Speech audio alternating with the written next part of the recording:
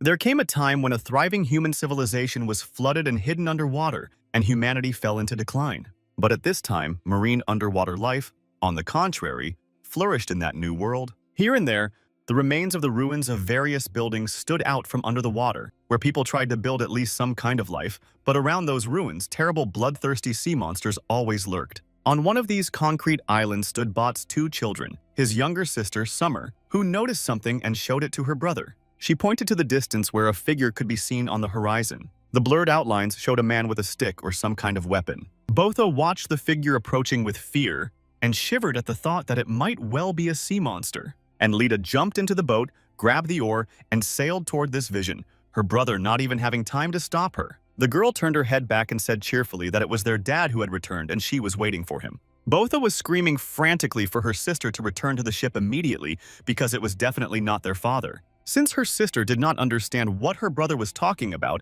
and did not turn the boat around, Botha had no choice but to jump into the ocean after her.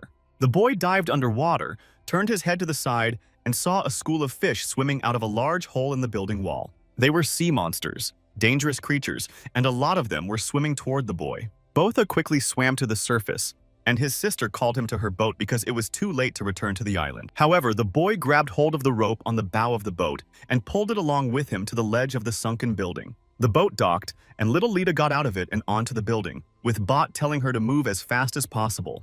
The sea monsters were rapidly approaching the children, and the boy barely managed to get his feet out of the water before a huge monster slammed its head against the building. As a result, two lonely, frightened children sat hugging each other on top of a building protruding from the water, while sea monsters swam menacingly around them. From time to time, huge monsters would swim up to the ruins and hit it hard to push the children into the water. Sometimes the blows were so strong that the children lost their balance. In addition, the building itself was collapsing, and the children risked falling off it into the water when there was no stable place left on it. Botha recalled how their father once hugged his children and promised to protect them both, even at the cost of his life. And then a terrible thing happened. The father passed away, but before that he apologized to his son and asked him to take care of Lita instead. The father gave his life to save the children, so Botha decided that he had no right to give up so quickly. So the guy decided to pull himself together because he realized that he had to protect his little sister. He held a huge sharp sword in his hands and began to swing it left and right, injuring terrible monsters in this way.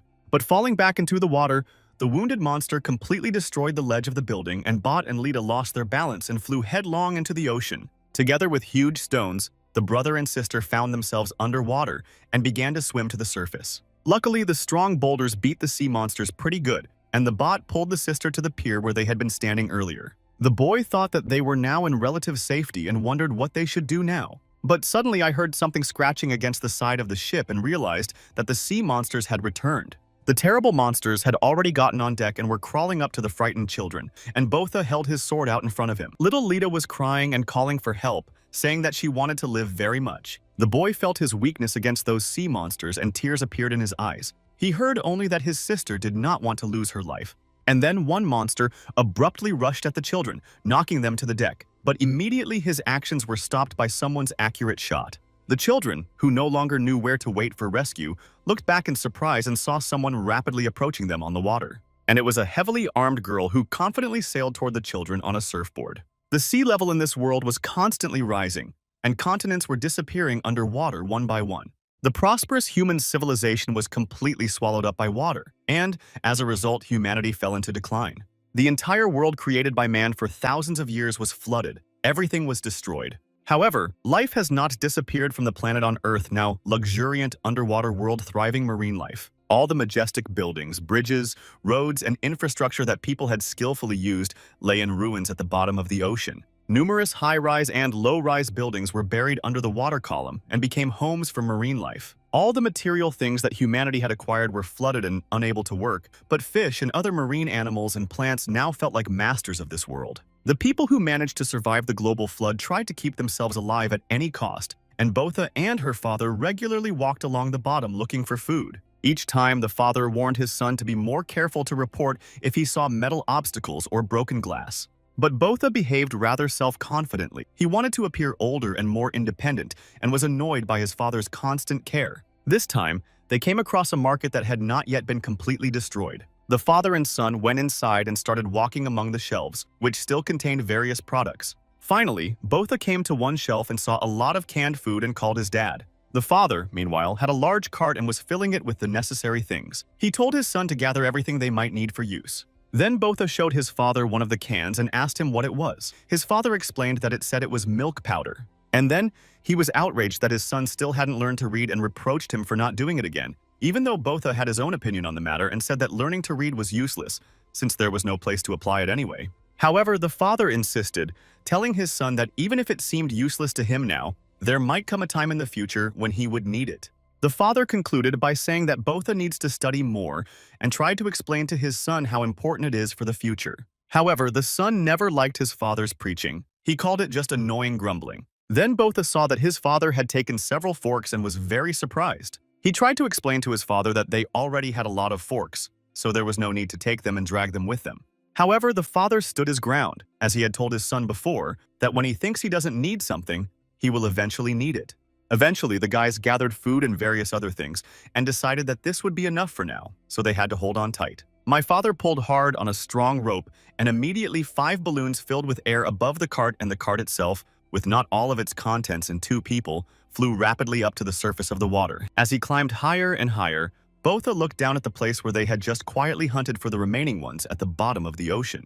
His father calls this place ruins, and says that it used to be a city full of life where many people lived, and it was obvious. But now, when he looked down, he saw that all those buildings under the water looked dead gloomy and scary. The bullets lifted the cart and the people very quickly, and soon they all found themselves on the surface of the water right next to the boat that was their current home. Little Lita climbed high up on the mast and looked for her family to return. She was very happy when she saw her father. Her father immediately asked her if she saw anything interesting from that height. However, the girl sadly replied that she could not see anything worthwhile and began to slowly climb down the mast, holding it tightly with her arms and legs. The father sat down on the box in disappointment and thought that perhaps the birds in the area had nothing to sit on and rest for a while. But Botha said that they hadn't even seen a single bird for several months. The son asked his father if he really thought that there was anyone else alive besides them. Little Lita asked her father with childlike spontaneity if everyone had gone to heaven like their mother. The father looked at his children meaningfully and decided to tell them something very important. He said that he was sure that there were still people alive somewhere out there, that the ocean itself was very huge and that they just hadn't met them yet. Then he sat down next to the children, hugged them to his chest, and said that until they met anyone, no matter what happened, he would protect them with his life. He also instructed them that they should both take care of each other and help each other. They are all in the same boat now, and this should never be forgotten. Each of them had their own duties on board. My father was responsible for hunting and for the maintenance of the ship, i.e. all kinds of repairs on it. Personally, Botha was responsible for food supplies and everything related to food and water. And little Lita, although still just a child, was already responsible for washing and cleaning. Although my father had one more extremely important task, constant research of the ruins. However, starting last year, his father allowed Botha to hunt with him on the surface, thus teaching him the craft. But recently, for the first time, I allowed him to go down to the ruins with him. A small crane was mounted on their boat, with the help of which the father could pull a cart with found things and food on board, so they took everything they needed from the sea. And of course, one of the children's favorite things to do was to look at all these strange things and mechanisms that they were bringing up from the bottom of the ocean. But they had one more unconditional rule that they all had to strictly follow. At 9 o'clock in the evening, when the sun was setting, all the alarm clocks they found that showed the same time started ringing. Then came the time that my father always feared and never joked about. As soon as the alarms rang, my father quickly opened the hold and they all took turns jumping down. In the end, it was the time that not only my father, but all of them together were afraid of, and it was not in vain. So the alarms rang, and Lita was the first to go down into the hold, and her father asked his son to move faster. Botha quickly ran to their hiding place, and when he started to descend, he saw the fish hanging on poles, which he was drying in the wind and sun. The boy shouted in frustration that he had completely forgotten to collect the fish beforehand and intended to do it now, but his father wouldn't let him. He simply shoved his son inside the hold where Lita was already, and then he hid in there himself and closed the door. Soon the sun completely disappeared behind the horizon, and night fell. My father and his children were sitting on the floor, and there was complete silence around them. Only the ticking of a few clocks could be heard. Lita had a small pet fish that she kept in a glass jar. The girl decided that the fish was lonely and took the jar in her hands and asked her father if she could hug the animal, to which both her father and Botha told her that she needed to be as quiet as possible. They both said it so sharply that the girl hugging the fish jar was very scared.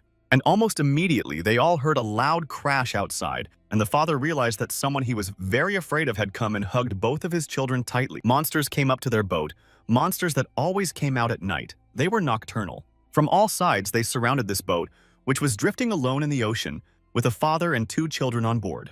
The monsters were constantly banging their huge carcasses against the side of the boat, and the children were very scared at these moments, and all Botha wanted was for the monsters to just go away and leave them all alone. The boy panicked a bit, and then he felt his father put his hand on his shoulder and very calmly said that everything would be fine. Dad explained that the monsters would just push the boat a little bit out of curiosity and then swim away, leaving them alone. However, as long as the monsters did not stop rattling around the ship, the children were very scared. Sometimes water oozed through the door leading to the hold, which made it even scarier.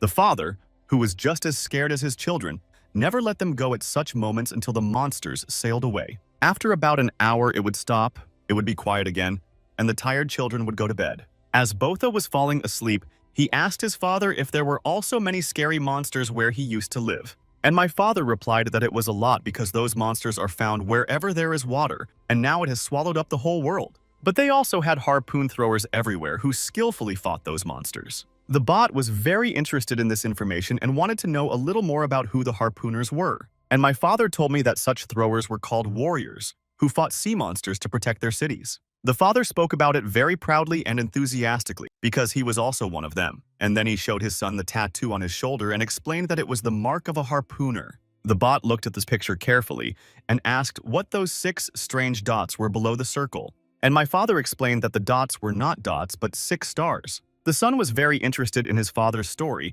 and when he heard about the stars, he asked what they were. And then the father realized that his children had never seen the stars in the sky because they always hid on the lower deck at night. Then he looked up dreamily and said that the stars were very far away, but they were so bright that at night, when the daylight was hiding, they became visible. Since ancient times, people have used the stars as guides to stay on track and also used them to sail the sea. And they could look like millions upon millions of bright gems scattered chaotically across the black sky. While the father was telling such interesting stories, the children fell asleep unwittingly, and he thought sadly that he would really like to show them these stars, so that they could also see how beautiful it is, what a magical sight it is. So another dangerous night passed, morning came, and the father and his children climbed from the hold to the upper deck on poles where their fish were drying, and all they saw were heads. All the carcasses had been eaten. Botha was extremely disappointed about this, because this food would have lasted them for a whole week. They also saw a complete mess on the deck, with a lot of scattered broken things to start working on. But the father carefully hugged his children and said that the main thing was that they were okay and lucky to be unharmed. Little Lita said that she was not hurt at all.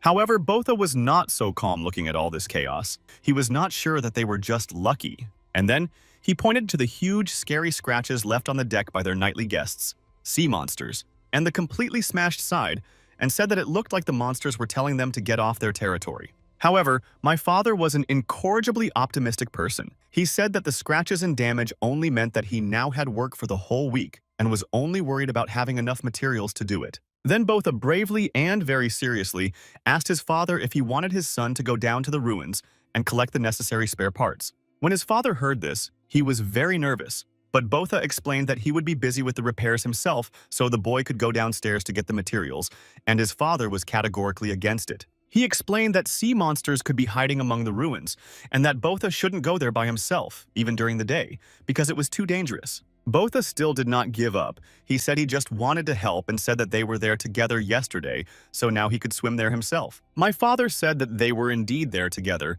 but before that he made sure that the place was safe to explore, although it seems that now he has no choice. But he still insisted on his point and very seriously told Botha and Lita that he forbade them to go down to the ruins until they turned 17. The son reacted very sharply to this. He attacked his father, saying why it was he who decided where they could and could not go, and that he was old enough to go where he wanted and when he wanted. However, the father also began to say very sternly that these rules existed only for the safety of their family, and Bot did not let up. He asked when his father would stop treating them as little children and not treat him like a child. And then he pointed to a small fish that was swimming carefree in a jar and said that he was not as brainless as this goldfish. But the father emphasized that he only forbade going down to the ruins, and that he would take his son wherever he wanted. However, this permission was not enough for Botha, and he rejected the offer. He said in frustration that it still didn't change the fact that they were stuck on this dilapidated boat.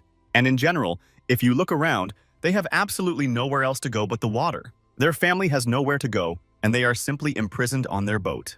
And then he added that it's just like a little goldfish imprisoned in its tight, transparent jar. Then the father realized that his son's mood had deteriorated and decided to bring him back to his senses. While the father and son were arguing like that, little Lita called out to them to stop and look at where she was pointing. The girl cheerfully pointed her finger at the bright sunny sky with a flock of birds flying peacefully. The father and Botha immediately stopped their argument and looked at the birds with open mouths in amazement. The father immediately ordered his son to raise the sails as soon as possible. Finally, the boat quickly sailed in the direction the seagulls were flying, and soon the heroes saw the ruins of a building that stood high above the ocean surface. A small boat, in which a father and his 2 children had been fleeing for a long time, was rapidly heading for that building. When they got closer, they saw that it was a house on an island. With cheerful cries, birds flew back and forth circling the interesting building. Then Botha happily told his father that there were people there and he could see them. The children were so excited about this that they began to call out loud and friendly so that someone on the island could hear them. However, my father immediately shut their mouths, as he was the only one who understood the danger that could await them there. Then he took his weapon and ordered the children to wait for him on board the boat. And finally, my father said that if something happened to him and he did not return to them, they were obliged to turn the boat around and sail away. Bot could not understand anything. He asked his dad if he was going to fight the people on the island. And my father seriously replied that his behavior depends on whether those people are good or bad. Throwing his sword behind his back, his father jumped from the boat into the water and swam to the building. He dived quite deeply and saw many other ruins underwater, and then came to the surface, the children watching him excitedly. It wasn't far to swim, so my father quickly coped with the task and eventually got to the island completely wet. He very carefully began to examine the area and, looking through the holes, asked if there was anyone there and said that they needed help. Then he went inside the building and saw 3 floors and a wooden staircase to the top. And not meeting anyone on the ground floor, he didn't think twice about climbing those stairs and then saw the door. Very carefully, slowly, my father approached that door and slowly opened it, the door creaking loudly. Upon entering the room, my father immediately saw a skeleton whose clothes were almost completely shabby. 3 more skeletons were lying on the floor nearby. 2 of them were a mother and a baby she was holding to her chest. Meanwhile, Botha and Lita were standing on board their boat, very happy. The girl said that she hoped that good people lived on the island, and her brother expressed his desire to meet them as soon as possible. Suddenly, Botha heard a louder splash of water behind him, so he turned around and saw something strange floating there. He could not see very well, but he could recognize the person in general outline. At that time, my father saw that there was no one on the island who survived and began to look for some useful things for his family. At first, he was interested in a small green box and decided to see what was inside. When my father carefully removed the lid from the box, he saw that there were 2 large shells. The man picked up one of those explosives and carefully examined this antique. He was also very interested in the huge hole in the wall of the building, which was perfectly round. As he got closer, my father saw that the rebar that was now sticking out was bent inside the building, which could mean that the people who lived here were attacked from the outside. Then he lightly explored the outside of the wall and saw the same huge deep scratches on it as on the side of his boat after today's attack by the sea monsters. He recalled his son's words that these scratches looked like a monster, telling them to get out of their territory. Suddenly, the man's thoughts were interrupted by a sharp cry from his daughter, who was calling him. So he immediately stopped exploring the building and quickly jumped into the water to swim to his children. Soon enough, the father crossed a short distance and asked his daughter what was wrong. The girl said something about her brother. The man got on board and asked his son what he was going to do because they had to get out of here, but the son only asked his father for help and explained that someone was in the water. My father was a little surprised and began to look closely at the creature that was floating on the surface of the water near their boat. It was with great horror that the man realized that this creature was not a man, but a terrible monster. So he shouted loudly to the children that this was not a human being at all, and it was dangerous to stay here any longer. As soon as my father shouted these words, the monster suddenly gave up the ghost and disappeared completely under the water. The bot was surprised to hear that the monster had abruptly disappeared. Perhaps it had drowned. But my father knew very well that you were not a monster that had completely disappeared and definitely not drowned. Then all 3 of them realized by their feelings that there was something under their boat. The father realized that they were in great danger, so he grabbed the children and held them close to him. And meanwhile, a terrible monster at the bottom of the ocean took an interest in their boat. That monster was so huge that it suddenly dived out from under the water and attacked the boat and grabbed it with its strong giant jaws. The boat rose above the water and simply crashed. The father was still hugging Botha and Lita tightly, trying to save his children. The monster looked at his victims with a menacing gaze, not letting go of his teeth. The father and children realized with horror that they were being attacked by a very dangerous giant sea monster. Then the monster grabbed the relatively small boat with its 2 rows of strong, huge teeth. The boat was collapsing in front of the father, and the children began to be swept off the deck. As a result, the father held on to the remains of the side with one hand, and with the other hand held his children, who almost fell into the ocean. In the end, the sea monster completely smashed the boat with the people on it, and the father and his 2 children fell into the water. Their boat was broken in 2, but they managed to get out of the water on one of the halves. However, the sea monster did not leave them alone. Bot's father and Lita saw it swinging its powerful tail at them. With it, the monster sharply struck the remains of the boat, turning it into small pieces. And the father and children fell into the water because they had nothing to hold on to. After the sea monster completely destroyed the boat that was home to the small family, it sailed away. And fortunately, the whole tragedy happened near an island building that the father began to explore, and thus the 3 of them were able to escape and did not drown. When everything had calmed down a bit, his father asked Botha if he was okay, and the boy said yes. And then my brother looked at his sister, whose eyes were closed, and began to move her. The girl did not react, but my father explained that Lita most likely fainted as a result of shock. Then the father said that he was extremely happy that the children survived and that they were relatively well. Then Botha looked at him and asked him, frightened, what had happened to him. When the sea monster completely destroyed their boat, the father and his children were thrown onto an island building, and the father was impaled by one of the rebar wires. A piece of iron was just sticking out of his body, but the father told his son not to worry, to which Botha excitedly said that there was a lot of blood. Then his father told him that there was no time for that now. If they stayed here, they would all die, so he told his son to take his sister and run away. He hugged Botha's head and promised that when he caught up with them, he would follow right behind them. In the end, Botha took us and his unconscious little sister and ran away as fast as he could at his father's command. And only then, when the children disappeared from the man's sight, he tried to remove his body from the rebar that had gotten into it. Since he could not move, he remained sitting in the same place, and soon he saw the same sea monster approaching him.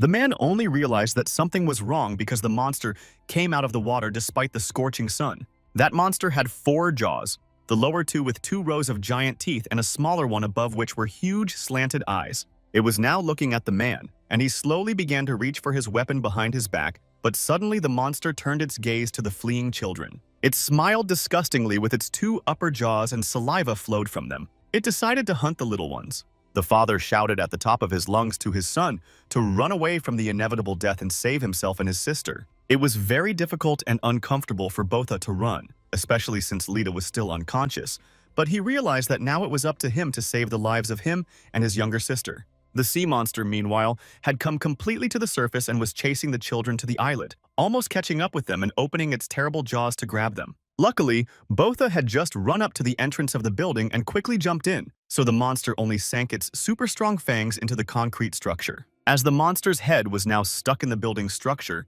it pushed its stubby, toothy hand inside through another hole in the wall. Breathlessly, Botha pressed himself against the opposite wall, and little Lita lay on his lap. At first, the tentacle was open like a flower petal, and then it closed them and began to spew out some kind of liquid. Botha grabbed his sister's groin and tried to avoid the liquid and ran from place to place. Then the boy fell to the floor, and holding his little sister tightly to him, rolled over and suddenly the tentacle stopped attacking them. The bot was shaking from what he had just experienced, and when he saw that the tentacle had simply disappeared, he decided to look out. There, the boy saw his father standing there, holding his weapon firmly in his hand. Botha was extremely happy to think that his father had overcome his injury and neutralized the sea monster. But suddenly, the boy saw that something unnatural was happening to his father, and he gradually turned into a tentacle of a monster. Since Botha was careless enough to go outside, I think the sea monster walking towards his dad easily grabbed the boy with its tentacle. It completely enveloped him with petals and pulled him towards it. Poor Botha thought that he was dead.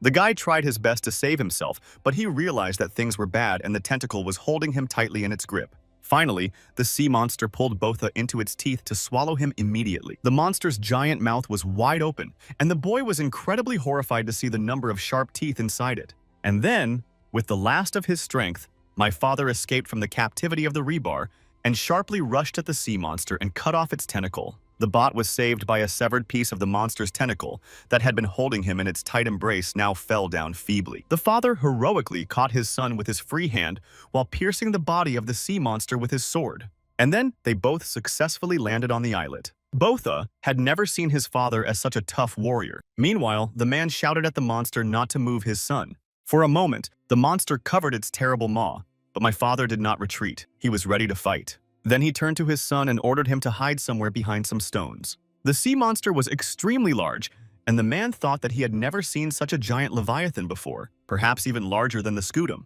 However, immediately my father stopped himself. He decided to stop thinking about extraneous things and distractions because now he could not make a mistake and lose. Otherwise, he will not be able to save his children, and this cannot be allowed. Botha sat behind a rock and watched the incredible spectacle of his father's fight with the monster, seeing his father bravely rush to attack the giant sea monster to destroy it. Dad was such a skilled warrior that he swung his sword left and right, inflicting deep wounds on the monster all over his body. The monster howled in pain, its wounds were bleeding profusely, and it had no way to defend itself. And then the man sharply climbed up the back of the sea monster to strike it from there. In general, the monster was huge, fat, and clumsy and therefore moved slowly. So, being on the back of the monster, the man stuck his sword into its body and without pulling it out, began to go down, inflicting another huge and deep wound on the monster. My father realized that the sea monster was not in the water, and therefore he had a great chance of defeating it. Having made a huge cut on the monster's back, the man abruptly pushed off from it and, performing a flip, jumped off it to the ground. And the monster hit the opponent very hard with one movement of its tentacle, and the father slammed against the wall of the building, splattering blood. My father was in incredible pain and screamed out, and Botha shouted loudly to him. The man's wounds made it difficult to move, and the sea monster gradually advanced. And then my father saw a rope with a big hook in front of him and instantly had an idea how to use it. The monster had already opened its giant mouth with many teeth and was trying to swallow its opponent, but suddenly the father cut the rope in one motion. A part of the islet where the man was standing collapsed. His stones fell on the sea monster and his father was suddenly lifted up as he held onto a piece of rope. In this way, he climbed up to a protruding stumpy log sticking out of the wall of the building and hung on it. The monster didn't give up with its mouth open. It tried to reach its opponent even though the stones were still falling on it. Meanwhile, my father gathered all his strength and tried to pull the log out of the wall, and he succeeded. And then, he pointed the sharp, stumpy end of the log right into the monster's mouth and pierced it from the inside. The bot who watched that terrible battle was admiring how cool his father was. The boy saw the sea monster writhing in pain and realized that his father was doing well and winning. However, the struggle was still ongoing, and my father held on to the huge log he had pierced the monster's jaw with and was actually in its mouth. He tried to get out of there, striking his opponent one after another, but the monster also tried to harm him. Suddenly, the log on which my father was holding on cracked, and he staggered and ran into the sharp teeth of the monster, which pierced his body in several places. All this was happening in front of Botha's eyes, and the boy saw his father's strength leaving him, and he could no longer move. Then the father turned to look at his son for the last time, and his face showed great pain and sadness. From the time they were very young, my father cared and worried about his children and taught them to love each other. Every time Botha dove underwater, and his father lost sight of him and his son did not surface for a long time, he felt as if his heart was about to burst out of his chest. As night fell and the father held his children tightly to him, he tried to smile at them, trying to calm them down a bit. However, at those moments he was incredibly scared because he realized how he was hiding in danger next to them. The father was afraid of losing his children, and this fear never left him for a moment. It was what was killing him from the inside. He was afraid that he would not be able to protect them, and this is what he always feared most of all. The father looked at his son one last time with a gentle, warm look and told him that he loved him very much. Then the sword fell from his hands, and instead, the man pulled out one of the mines he had recently found in an abandoned building from his bag. In the end, the father asked his son to take care of Lita for him, and then stuck the explosives directly into the body of the sea monster. As a result, a huge explosion occurred. The mine completely tore the monster's head off, but the father exploded along with it. It was the final death of a giant sea monster that was dying and hiding underwater. And so Botha was left alone on the shore of a small island with his father's weapon, a large sword, lying in front of him. The boy got to his feet and saw the carcass of the sea monster finally swallowed by the water and his father taken into its arms forever. Botha's eyes filled with tears, and then he saw his father's broken glasses floating to the surface, and the boy sobbed bitterly. There was silence all around, with only the gentle lapping of the ocean waves and the desperate cry of a little boy shouting the word Dad. Botha realized that his father could not be brought back, so now he had to take his place, no matter how hard it was to survive among the ruins that stood out in the middle of the blue ocean, and so he took his father's sword. Then the fatigue of the experience overcame the boy, He fell asleep and dreamed of their broken ship floating in the fog, and he was on this ship calling out to his father and younger sister. Then he hears someone sobbing in the corner and sees Lita huddled under her knee crying, so he goes over to her and asks what happened and where her dad is. Then Lita pointed her finger overboard, and Botha looked out and saw a bloody spot with something floating in it. Looking more closely, the boy saw his dead father, whose body had been almost completely eaten by sea creatures. Botha screamed furiously and wanted to jump to him, but little Lita grabbed his clothes from behind and asked her brother not to do so. His sister grabbed onto him tightly and begged him to give up the ridiculous idea of swimming to his father's body. The boy looked back at her and suddenly, in a dream, his sister's face turned into a scary monster in the form of a skull that growled at his brother not to leave her. From all this, Botha screamed loudly, and meanwhile a real storm was raging around the island, with thunder and lightning, and high waves crashing against the ruins every time. When the thunder rolled loudly once again, Botha woke up from his nightmare and realized that he was inside a dilapidated building, and that little Lita was sleeping peacefully on his lap.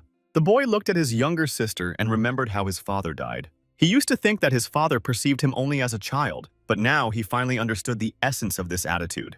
The fact is that the father always tried to protect his children from those sea monsters, leviathans, and from the whole ocean, and he managed to do it every day. He again recalled his father's warm, tender look when he realized he was leaving this world, and his words to his son to take care of his little sister. And now their father is no longer with them, and Botha hugs his only family member in this world, little Lita, tightly. From now on, the children were left alone in the middle of the ocean waters. Then Botha and Lita left the room, and the boy suddenly saw that their small lifeboat, which had always been tied to a larger boat, was washed up on the islet and some things were still intact. Botha immediately rushed to pull out what was intact and called his sister for help, telling her not to sit on the sidelines and to help pull something useful out of the boat. Little Lita was always very sad and asked her brother where their father had gone. Then he realized that his sister knew nothing about his father's death, and he didn't know what to tell her or whether she would be able to take the truth properly. He looked at Lita, who was hugging her knees alone and asking with tears in her eyes why her father was not with them.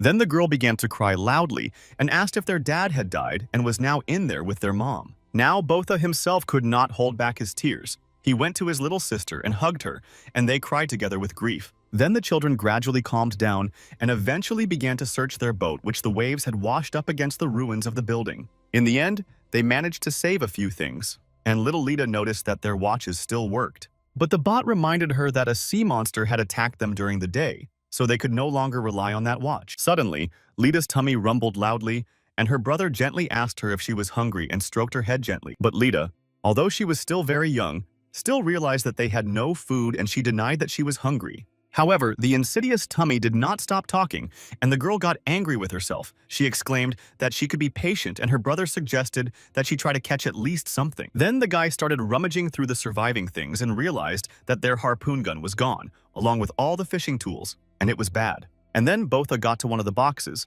picked it up, and since there was a small hole in the bottom, forks fell out through it.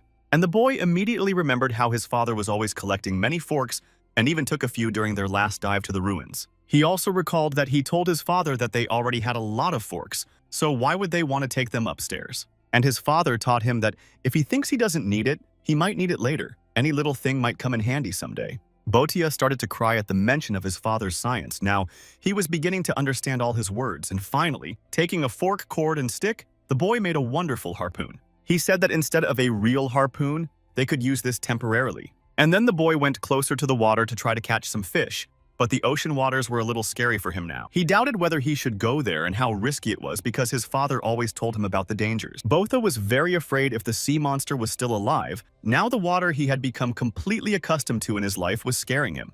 And then little Lita grabbed his hand and asked him not to go there. She was very afraid that the monster might come back. And then the children turned to the other side and saw a small crab on a stone. They realized that these animals were found on the island, so they searched for a few, caught them, then made a fire and fried the crabs for dinner. Little Lita was eating crab meat with relish and saw that Botha was not eating anything. She asked if he would, and her brother replied that he was not hungry at the moment, so she could eat everything. And the girl was enjoying the sea delicacy with pleasure, while Botha was just admiring her and suddenly felt his stomach growl.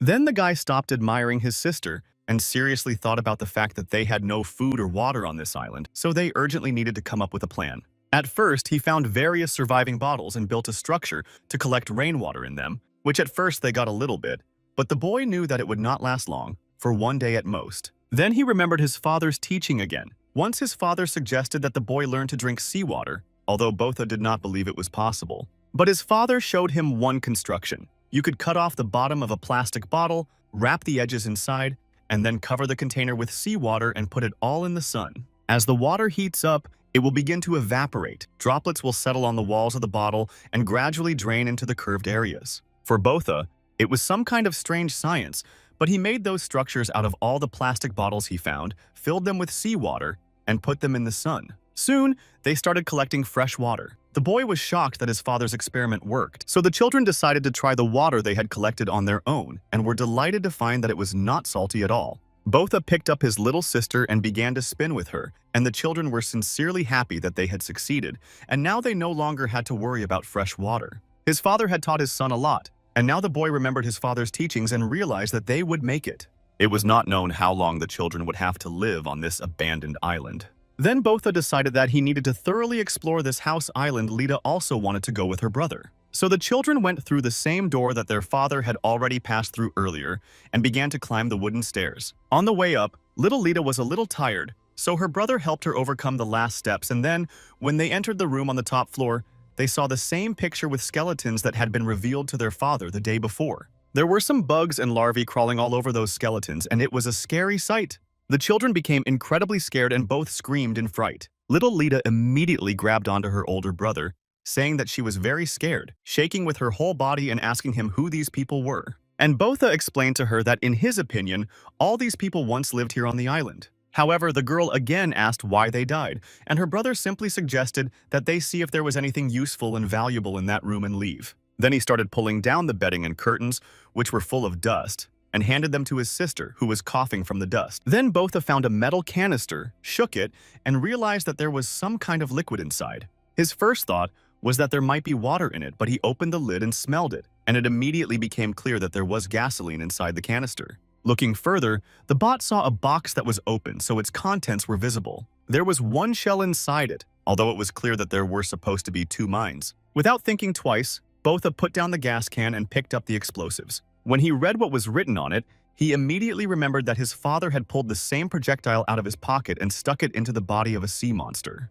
It was an identical bomb that his father had used during a recent battle to defeat a terrible monster. At once, the boy's eyes flashed back to the images of his father's incredible battle with a sea monster, and Botha wondered if he would ever be able to fight such monsters like his father. Then the boy involuntarily looked at the skeleton of a mother hugging the skeleton of her child and thought that all these people must have been family too. Botha hugged his little sister and wondered if he could protect her so that she would not end up like those people. Now, it was a very painful question whether the children would be able to survive here on their own among the continuous water around them. However, they had no other choice but to do their best. Botha made harpoons and little Lita tried to catch crabs so that they would not be hungry. The boy knew that if they were going to live on that island, sooner or later he would have to go underwater and hunt. Even though Botha was still a young boy, he knew that he might have to face the sea monster if it appeared here again. And then he thought resolutely that in that case he would definitely use his father's sword, and with that weapon in his hands, he would defend his little sister. In the end, it was his father's last wish, and he remembered again how tenderly his father had looked at him then. But as long as Dad was alive, Bot had never picked up this malfunction before, so now he tried to explore it and pressed a small lever. Suddenly, the sword hissed and began to make other strange sounds, and it became extremely difficult for the boy to hold it in his hands. Then this sword pulled the guy forward with it, and Botha realized how amazing this weapon was. However, at the moment he did not know how to handle it and he was not strong enough, so he flew into the column with all his might. His nose started to hurt extremely badly, and little Lita came up to him holding a jar with a newly caught crab and asked her brother if he was crying. When Botha calmed down a bit, his sister took him by the hand and asked him to follow her to see what she found. The girl led her brother to a large door in the floor, to which Botha said it was just an ordinary door. But then he saw a small hole in the side of that door and looked down through it and realized that there might be a basement. Then Botha pushed the door open and the children saw a staircase leading down. Lita said that crabs were hiding there, and the boy told his sister that he would go check it out because there might be something useful for them. Botha armed himself with one of his homemade harpoons and started to go down to the basement. His sister asked him to be careful. The guy was slowly going down the stairs and suddenly heard a strange humming noise, but he continued to walk on and suddenly, right in front of him, a large fish jumped out of the water, which turned out to be at the very bottom. Then Botha saw that in this basement there was a kind of pool with a lot of fish swimming in it. The boy was very excited about this discovery because this fish meant that he and his sister would have something to eat. Then he didn't think twice about putting on his scuba goggles and diving underwater. Immediately, he caught sight of a huge fish that looked at the newcomer with fear. And now, being underwater, Botha saw that there were a lot of fish swimming around. So he immediately decided to start hunting because he needed to take care of food for his family. The boy was skillful with his homemade harpoon, and since there were a lot of fish, he almost immediately caught one of them. Botha was very happy because they already had water, and now they wouldn't have to worry about food, which made him very hopeful that they would succeed. The boy realized that they could stay here on this island and live a good life. So Botha was happy that his life was slowly getting better with his sister, and suddenly he saw a light flashing, so he decided to swim over and see what it was. Under the influence, the boy saw a gray ball in front of him and, touching it lightly, felt that it was soft. But then he pulled his hand back in horror because he began to realize what it was. Botha looked around and saw many such balls attached to the ruins everywhere, and from time to time some of them made a knocking sound. The boy was among an infinite number of sea monster eggs with ripening fruits. Suddenly, one of the eggs next to Botha cracked slightly, and a terrible gray monster's paw came out of it. The boy realized that he was in the nest of sea monsters, and some of the eggs began to crack and monsters hatched from them, so he rushed to escape from this terrible place. Although Botha immediately realized and swam out of there as fast as he could, one monster managed to grab the boy's leg. The monster immediately pulled its victim toward it and opened its terrible maw to bite off the guy's leg. But Botha managed to get away with it and stuck the harpoon into the sea monster's eye. The monster screamed in pain and clutched at its wounded eye, trying to pull the stick out of it. And Botha immediately continued to climb up to leave that terrible place. And already on the surface, he realized how many sea monster eggs he had found. And the very next moment, the monster's paw appeared again from under the water, and the monster began to crawl ashore.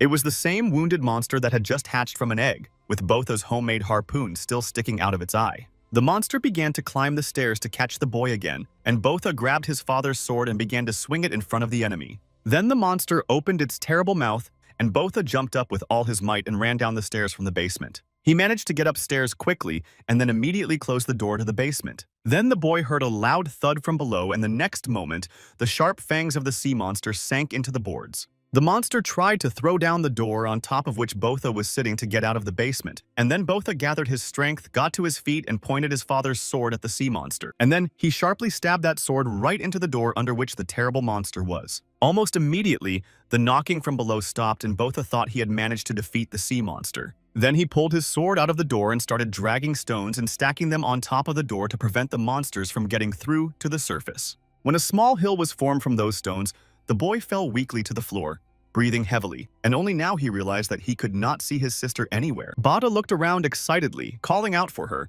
then ran in search of her further into the rooms. The boy ran as fast as he could to the exit of the building and looked outside to see his little Lita standing on the edge of the island, staring into the distance. Botha calmed down a bit when he found his sister, but he started calling her to him and told her not to come close to the water. However, the girl did not seem to respond to her brother's calls, so he approached her and she stretched her hand forward, fascinated, and pointed to where she was looking. Botha looked in that direction and saw a figure that closely resembled a man with a sword or a stick. The boy was very scared and thought that the monster was still here, that the sea monster was still alive. Botha recalled all the monster's transformations to lure his victim, and meanwhile, little Lita got into the boat and sailed in the direction of the vision. The girl shouted joyfully that it was their dad, and the child was happy that her father had returned. However, Botha shouted at her, telling her to go back immediately because it was not their dad. Suddenly, all the alarms rang at the same time, indicating that the most dangerous time of the day had come, so Botha did not hesitate to swim to catch up with his sister. Returning underwater, the boy immediately saw a lot of sea monsters that had just hatched from eggs begin to swim out of the building. Lita was shouting to her brother to get on board the boat, and the children realized that it was too late and they would not be able to return to the island. So Botha grabbed hold of the rope and pulled the boat to another small ruin that protruded from the ocean. The children began to climb it as fast as they could, and their brother asked his sister to move faster. Meanwhile, the sea monsters swam closer and closer to them, and one of them almost grabbed Botha's leg, but at the last moment the boy managed to pull it out of the water. The children climbed to the very top of a small ledge of the ruin, and the sea monsters surrounded them and swam around them continuously. Botha looked back and saw that their island was very close, but unfortunately they could not get there now. They simply would not have time to swim there. The boy realized that as soon as they jumped into the boat, sea monsters would immediately attack them. But it was very dangerous to stay here, so he frantically thought about what to do now. From time to time, the monsters swam closer to the ruins and slammed their carcasses against the stones with all their might. One day, Botha barely managed to keep from falling into the water, but he realized that with such monster attacks, sooner or later the building would not stand and would collapse. And the boy imagined a terrible picture of him and his sister falling from the destroyed shelter and falling right into the clutches of monsters who tear them to pieces. Botha could already sense a certain doom in their current situation because there were so many monsters floating around. He could not do anything about it, and no thought of how to save himself ever crossed his mind. And then the boy remembered again how their father had constantly told them that he would protect them even at the cost of his life. And yet, when the terrible moment came when the father had to pay with his life to save the children, he asked his son to take care of little Lita for him. Therefore, Botha told himself that his father risked his life and then gave it to save his children, so why is he now giving up so quickly? Then the boy pulled himself together, grabbed his father's sword, and decided that he would protect his little sister as his father had asked him to do. Therefore, Botha fearlessly rushed at the sea monster that was ready to attack them and struck it with his sword directly on the head, dividing it in half. The wounded monster retreated and fell into the ocean, and the boy realized that he had succeeded. He had been able to do it. However, he wounded only one monster, and there were many around, all of them ready to attack the children.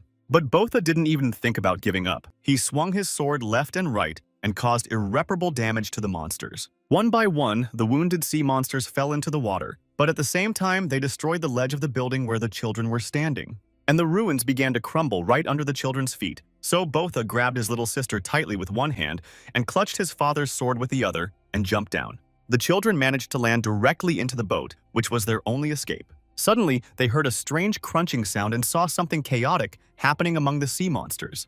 In a moment, they realized that the monsters began to devour each other. Apparently, they didn't care what they ate as long as they were not hungry. Then Botha wasted no time in ordering Lita to take up the oar and row to the island as quickly as possible while the monsters were busy devouring each other. However, there were a lot of sea monsters, and some of them still rushed to catch up with the boat with the children. Both Botha and Lita managed to swim to the island because the distance to it was short. But as soon as they got to the shore, the girl was frightened and said that the sea monsters were very close. When the children went inside the building, Botha looked for a place to hide, then he looked up. The boy came up with the idea to climb the stairs and then destroy those steps, so he told his sister to climb faster. Lita gradually climbed up the stairs step by step, followed by Botha, and tried to cut through the remaining steps with his sword, but almost immediately realized that they were too thick and the sword would not hold. Then the boy looked down and saw that the first sea monsters began to crawl into the building. The monsters immediately saw him and crawled toward the stairs, and Botha tried his best to destroy step after step, and then one of the monsters grabbed hold of one of them. The monster immediately began to grab the other steps with its paws, and Botha quickly ran up to his sister. The monster stretched out its paw with sharp claws and managed to injure the child's back, and then the step on which he was holding on cracked, and the monster fell down, taking down all the other monsters with it. As a result, the children were now on the top floor and the monsters were crawling downstairs, unable to reach them because the stairs were destroyed. Then the sea monsters crawled up to the wall and started scratching at it, trying to get up. They were nervous that they couldn't get to their victims, and Botha reassured his sister that the monsters wouldn't be able to get to them. Then the guy fell to the floor and started saying that they had done it and thanked God for saving him. And then little Lita noticed that her brother had a wound on his back, although Botha said it was just a scratch and that it was still better than being eaten. Then the guy suggested that they go to the room they had already been in with their sister and wait there until dawn. However, as soon as he opened the door, a horrifying scene appeared in front of them. A sea monster that Bot had wounded in the eye in the basement. The monster immediately attacked the boy Bot, who fell on his back without orientation, and his father's sword flew out of his hand, so the boy had no opportunity to defend himself. The next moment, the monster opened its terrible jaws to swallow the victim, but was suddenly stopped by little Lita. The girl stuck a piece of metal rebar into the sea monster's second eye and screamed for it to let her brother go. Now the monster had two wounded eyes, howled in pain, and began to wriggle. The monster gradually began to lose his eyesight. He looked at Lita and suddenly the picture became blurry, so I started sniffing to orient myself in space. The girl had nowhere to run when she got close to little Lita as she was pressed against the wall. The sea monster now in front of her began to open its terrible mouth with sharp fangs, but suddenly it was distracted by a loud noise, and Botha grabbed a gasoline can and began to bang on it hard, drawing the monster's attention. And the guy succeeded in this trick. The monster turned its head to him, and then Botha threw a can of fuel directly into the monster's mouth. This threw the monster a little off balance, and the boy took advantage of this to quickly grab his father's sword and swung it sharply at the metal rebar, provoking sparks. Those sparks went everywhere and got to the sea monster, in whose mouth there was a canister of fuel, so it was engulfed in fire, and the monster just started to burn. Immediately, Botha grabbed his little sister with one hand to escape the danger zone as quickly as possible. He pointed to a ladder leading from the room to the attic and said they needed to get to it. The children quickly began to climb upstairs, and Botha saw the flaming monster wriggling and dropping the box of explosives. So, in the attic, his brother shouted to his sister to lie down on the floor because an explosion was about to happen. Then, having completely climbed up to the attic, Botha ran up to little Lita and grabbed her, holding her close.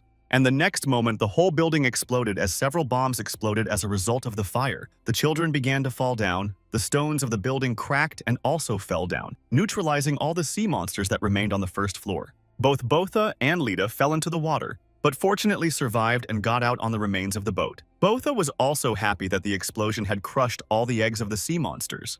But now the children were faced with the next task of what to do next. The island that had become their temporary refuge was now completely destroyed and sunk.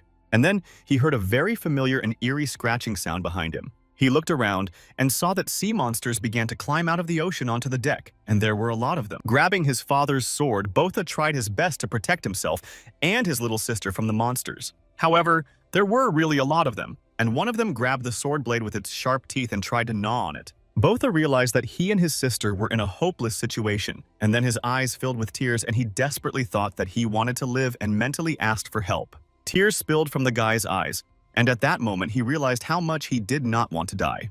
And the next moment, the monster that had seized his father's sword was hit by a shell, and the monsters began to retreat. Both Botha and Lita looked into the distance and saw a figure on the horizon rapidly approaching them, and then the children saw that it was a young girl heavily armed. The boy hugged his little sister and could not believe his eyes that they were seeing a human being. The girl had long ash hair, and one eye was covered with a bandage. The children looked at her in shock and realized that they were finally seeing a living person. Meanwhile, the girl attracted the attention of the sea monsters, and when the monsters turned around and headed for her, she skillfully attacked them. Numerous small shells fell on the monsters, causing irreparable damage, so they stopped attacking children. Then Botha completely covered his little sister so that she would not accidentally get hit by shells, and he noticed that the girl was shooting harpoons. He was curious about who the girl was who had appeared so suddenly at a very important time for them. However, the fight against the sea monsters was still ongoing, but the girl was very skillful in destroying them. Her harpoons reached the monsters even underwater, so she didn't even give them a chance to swim closer to her.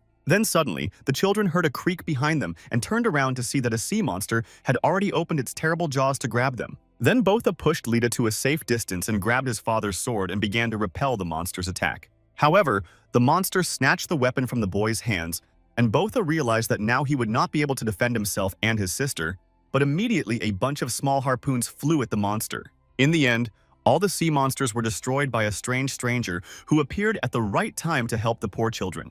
The girl began to adjust her weapon, and then suddenly Botha shouted with all his might that the danger was over. Immediately behind the girl's back, another sea monster emerged from the water and rushed at her. The strange stranger managed to escape from certain death, but she couldn't hold on to her harpoon gun and it just went under. Also, as a result of the monster's attack, the girl was wounded in the arm and the wound was bleeding. Meanwhile, right below her, another flock of sea monsters began to gather in the ocean waters. But the stranger was ready for this twist, so she pulled out two of her peculiar serrated swords that she usually carried behind her back. Then she pointed her surfboard at the spot where the monsters began to rise to the surface and rushed to attack them. The stranger was very skillful with her swords and did it so quickly that the monsters did not have time to strike back. Having thus dealt with the next batch of enemies, the girl headed for the next pack. The children stood on the ruins and watched this battle, and Botha was fascinated by this incredible sight. He was surprised at how easily the girl destroyed the sea monsters. Very skillfully and quickly, the stranger destroyed numerous monsters one by one, although more and more of them arrived, but she did not give up.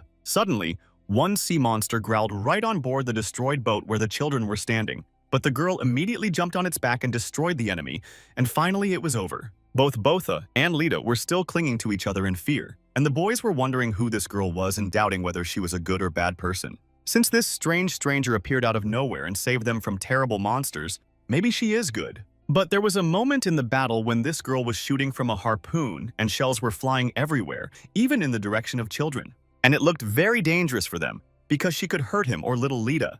Bot couldn't figure out who the strange stranger really was. He was wondering whether to perceive this girl as their savior and friend or as an enemy. Finally, the girl was the first to speak to the children and say that they were very lucky to meet the harpooner in the open sea. The fact that the strange stranger turned out to be a harpooner explained a lot. And he immediately recalled how his father told him about people who were called harpooners and that he also belonged to them. They were real fearless warriors who defended their cities by engaging in battles with sea monsters. The boy now remembered this conversation about warriors who had extraordinary skills to destroy monsters. So this girl was also a harpooner, just like their father was. Then the girl told me her name was Kana and she was from the United Busan. When Botha asked about this one Busan, little Lita hugged her older brother because she was still scared of the unknown.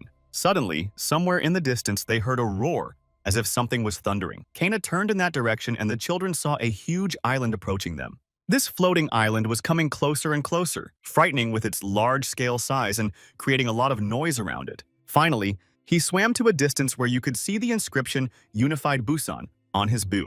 It turns out that it was a real huge ship with a lot of different structures on it. That ship sailed very close to the ruins where the children were, and Kana now realized that the ship was as big as an entire island. As the children stared in amazement at the incredible size of the ship, numerous bubbles appeared from under the water, and then something began to rise to the surface. But it was the first time the children had seen such a thing, so they were very scared. Only Kana would agree calmly. She said that they had finally arrived, and then the hatch on the submarine opened abruptly. Immediately, a well-dressed man appeared from the opening and greeted the harpooner. The girl looked at him emotionlessly and reproached him for being too slow.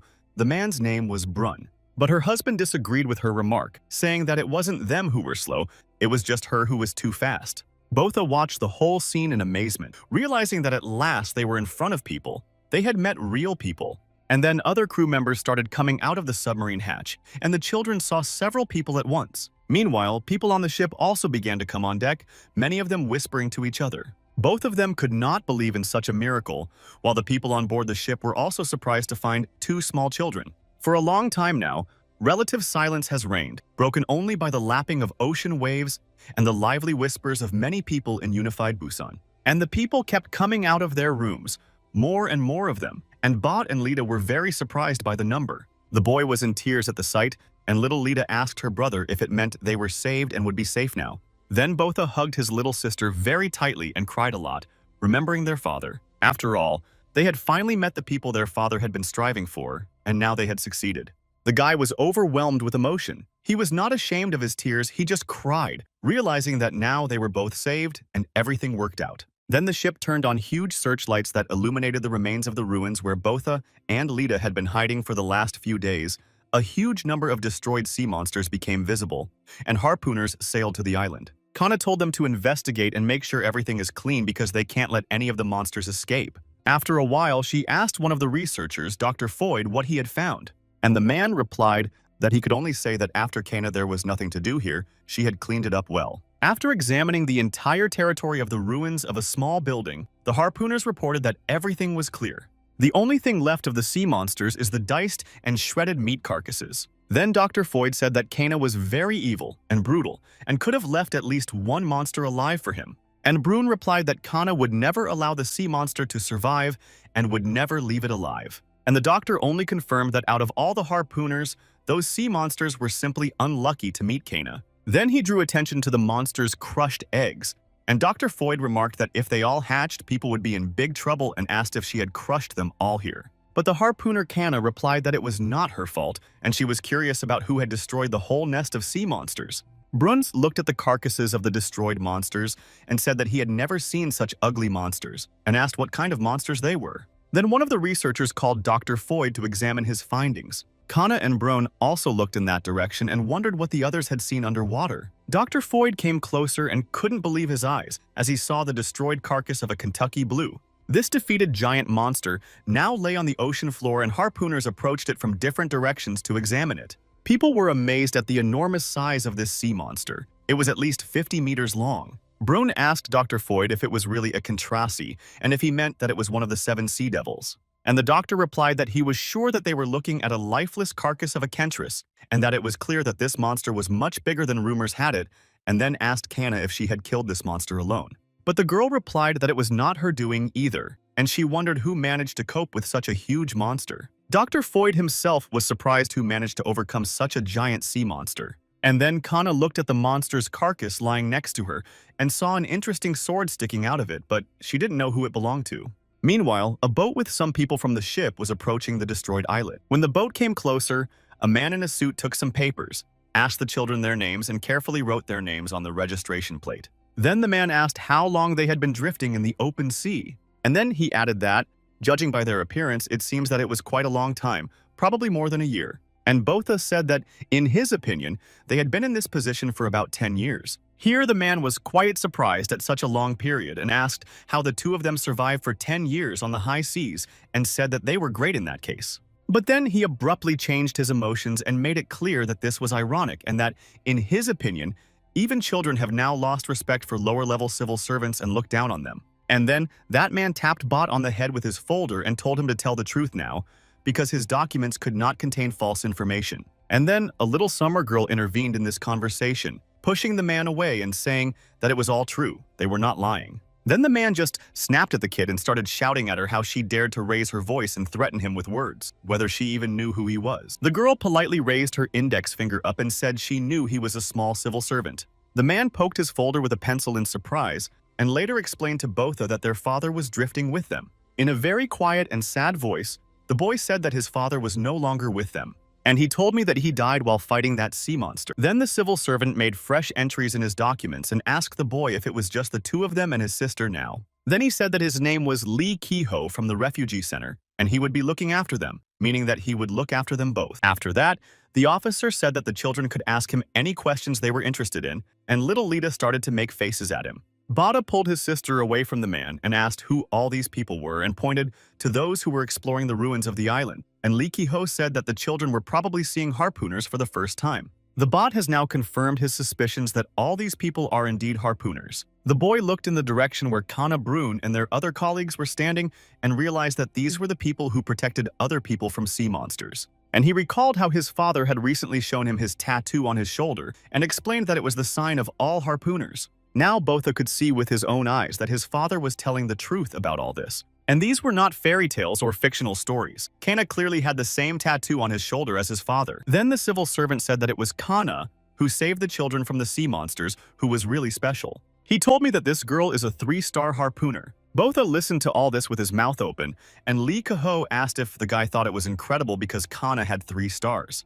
And then the officer added that in this way, harpooners mark on their bodies the number of sea monsters they destroyed. And each star means 100 such victories, i.e. 1 star on the tattoo will indicate that the harpooner has defeated 100 monsters. Unfortunately, however, a huge number of harpoon throwers died before they could get a single star, which is why 3 stars are so impressive because it means that Kana destroyed at least 300 sea monsters. And Botha directly asked Lee Kiho if the 6 stars meant that at least 600 monsters had been destroyed. After this question, the civil servant laughed outright and said that 6 stars was simply impossible, and even among the harpooners of the United Busan, the most common is 4 stars. And if there were a 6-star harpooner anywhere, this man would have become a real legend long ago.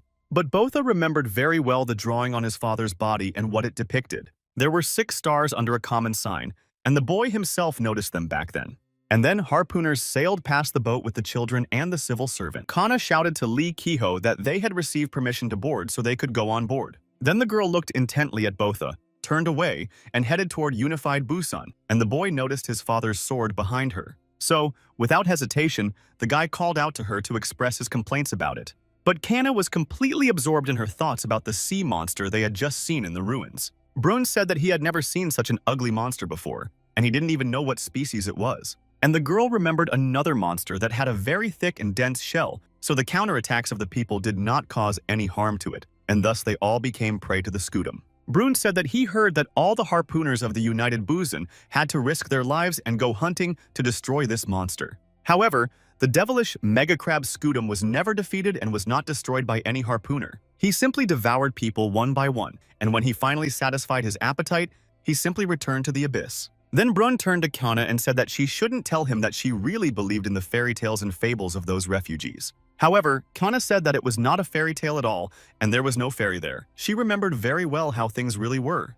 The girl recalls how one woman called out to her, realizing that she herself had already fallen into a sinister trap. She remembers people who became victims of the scutum, how the sea monster devoured them and this woman shouted to her to hide. Then the monster closed its giant mouth, cramming everyone in its path, and began to chew. And poor Kana heard the terrible crunch of bones, and despite it, the woman's last word to run away. And now the girl said that she did not need the stories of other eyewitnesses because she saw it all with her own eyes. For those sea monsters, humans are just floating snacks that can be eaten whenever they want to satisfy their appetite. Brun looked at Kana ambiguously and thought that maybe that was why she hated sea monsters so much. Meanwhile, the boat carrying Botha and Lita, along with a civil servant, arrived at the big ship. Lee Ki-ho did not call attention to Botha and Lita in a very nice way, calling them petty.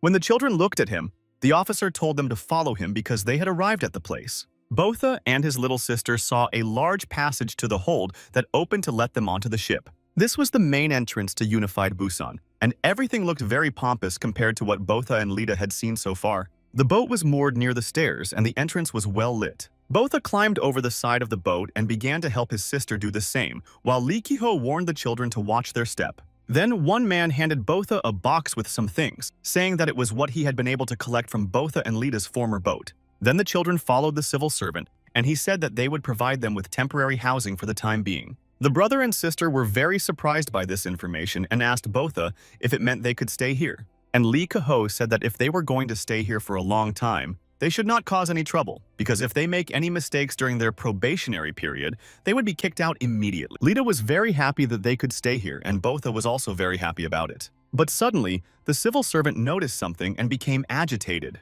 He said they needed to get shoes immediately because walking barefoot here would be a real disaster. Then he looked at his watch and realized that his shift was almost over. However, there was no other way out, so he told the children to follow him to the market, and little Lita asked what it was. The officer turned to them with a smile and said that they would see for themselves when they got there. So the children walked with Lee Ki-ho to the market, passing through numerous spacious halls. They were surprised, first of all, by how spacious and huge everything is here, because they were not used to such a scale. And little Lita noticed that this ship did not even rock, and it was very strange for her. Soon the children saw a huge lifting hook with a variety of things inside. Then that hook opened and all those things fell out of it with a terrible crash onto the floor. Immediately, workers wearing helmets and face masks approached the pile and began to dismantle it. The bot realized that the people on the ship also use relics that they retrieved from the ocean floor. Then he smelled metal nearby, where welders were working. Meanwhile, the civil servant kept walking and told the children to stay close to him or risk getting lost. Then they passed by a workshop with strange machines and a man,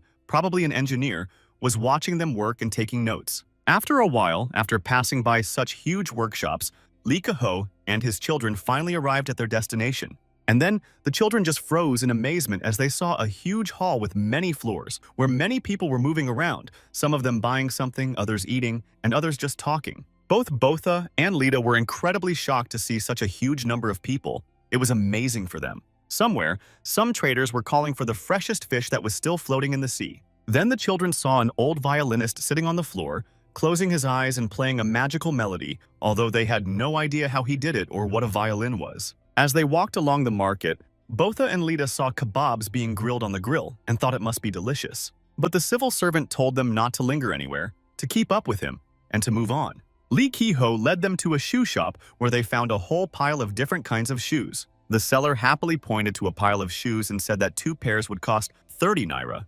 The civil servant was outraged that 30 nuts were too expensive and asked when the price had risen so much, and then explained that these children were refugees, so he asked to lower the price a little. The salesman folded his arms across his chest and asked if the employee really thought that shoes were made of seaweed and that he knew full well that he could not lower the price. Then Lee Ki-ho asked the bot if he could exchange something to bargain with the seller. The boy began to rummage through his belongings in a box that a kind man had kindly collected for him and found a watch. However, the seller was not at all happy with this offer and showed a complete sale of watches behind his back. Then Botha pulled out a few more forks and a glass-corked bottle of alcohol. The seller immediately noticed him and told him to show him this bottle, which was the product he was interested in.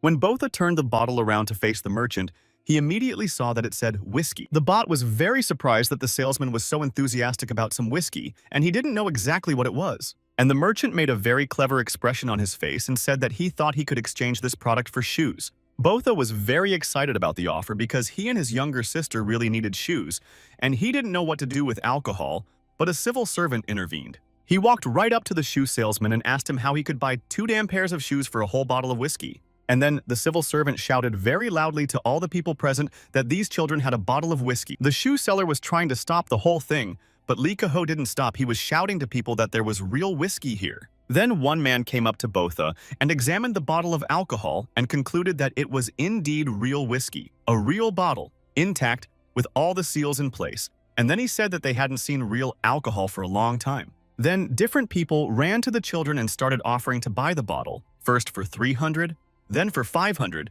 then for 900. Finally, someone offered 1,000, but Botha just stood there holding a valuable bottle of alcohol and did not fully understand what was going on. The bidding continued, and it became more and more interesting, with people offering 1,200 and then 1,600. Finally, when it was over, Botha and Lita went to their room with new shoes, a bag with different things, and various goodies. My brother said that, in his opinion, very good people live here, and Lita also confirmed that they were given so much for just 1 bottle of alcohol. And then the girl shook her head and said that if they had known this would happen, they would not have poured all this goodness into the ocean.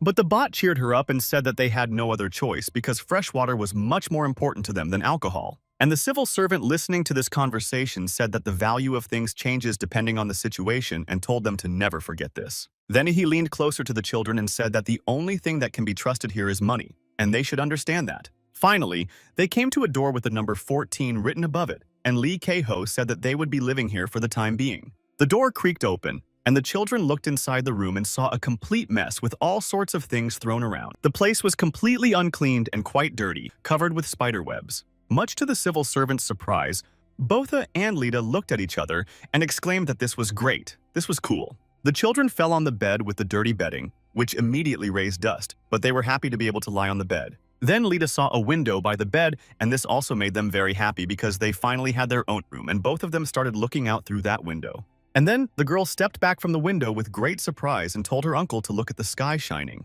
Lee Ki-ho didn't like Lita calling him that, but he asked the girl if she was so stupid that she didn't know they were stars. And when Botha heard that those lights in the sky were called stars, he finally understood what his father meant. And the children were fascinated to look at the mysterious starry sky where many bright stars were burning. It was an incredible sight that they had never seen before, as they had always been hiding in the hold from sea monsters at night. Botha remembered a conversation with his father when they were talking about the stars. How upset my father was that his children never saw the stars because they were always below deck at night. And my dad told me that the stars are actually very far away, but they are so bright that you can see them at night. And he said that he would really like to show them to the children somehow, because the stars are beautiful and the father sincerely wanted his children to see how beautiful they are. Tears came to Botha's eyes again when he remembered his father, and now he saw with his own eyes that the stars are really beautiful. The children were admiring the stars, while the United Busan ship was in full swing, with cranes creaking. Dr. Foyd was in charge of the whole process, and he ordered us to slowly lift something out from under the water. Quite slowly, the reels carefully spun, winding around strong ropes and pulling on the chains attached to them, and soon the dead carcass of the sea monster was lifted up out of the water. All the workers involved in that work were shocked to see how huge this monster was. The harpooner Brune was also here, and he was still disgusted by the extremely ugly appearance of this creature. Dr. Foyd, on the other hand, was trembling with pleasure that he had finally found such a valuable specimen for science. The old man told Brune that this is what the top of the food chain of the modern world looks like, a top predator. And it was indeed a Kentrasi who belonged to the 7 sea devils. The harpooner was only interested in one thing, whether he could survive after fighting such a monster. Dr. Foyd laughed and asked Brune if all he could think about at that moment was fighting sea monsters. After all, even to this day, humanity knows extremely little about sea monsters and is in the dark about who these creatures are. The doctor said that he, as a scientist, was simply obliged to investigate this and reveal the secrets of those sea creatures. His eyes were burning furiously, and he realized that now he was getting a lot of opportunities that he had been dreaming about for so long. And all he wants to do at the moment is to dissect this thing into pieces for the sake of the future of all mankind. Then the professor giggled nervously, and Brune stood there in complete disbelief and eventually asked where Kana had gone. Meanwhile, the girl went to a man named Sting and asked him if he had found out anything about what she had asked for, and he was waiting for her. Kana walked closer to the table where the man was working, and Sting suggested that we get straight to the point. He said that this was real and a great find. On the table in front of them was the sword of Botha and Lita's father, and Sting said with certainty that it was the harpooner's sword. Then Kana wondered how such a valuable thing could be there in that place. She took the sword in her hands with a distinctive ringing sound and raised the weapon up, still surprised that it could be a harpooner's sword. The girl said that in this case, the weapon could belong to only one person. He was a legendary 6-star harpooner named Ma Theon, whom everyone called the one who kills Leviathans. Sting asked Kana what she was going to do now that she had learned such important information. And the girl thought and said that soon a bloody massacre would begin here. She said that the children they found and rescued today should not stay here. Meanwhile, Botha and Lita were lying peacefully in their new bed, the girl already asleep in her brother's arms, and the boy thinking that for the first time in his life he was going to sleep looking at the stars. He remembered that people told him that they did not have to worry about anything, because harpooners with stars on their arms were protecting this place. But still, for some unknown reason, Botha could not fall asleep for a long time. After learning this important information about the harpooner's sword, Kana sat on the windowsill in her room and thought. So far, one of the 7 sea devils has been destroyed. On the carcass of this monster, battle wounds were very clearly visible, and everyone can see how desperate the fight was. The girl thought about the weapon she had found. She knew very well who the owner of this sword was. Therefore, it would be logical to think that it was Ma Theon who took the life of Kentrace. Kana wondered why the harpooner did what he wanted to protect so badly, even at the cost of his own life. She could think of only one answer, that she could only do this to protect her children. Perhaps, after all, Theon was trying to protect his family by engaging in such a terrible struggle. The girl hugged her knees in thought and looked at the small snow globe on her windowsill.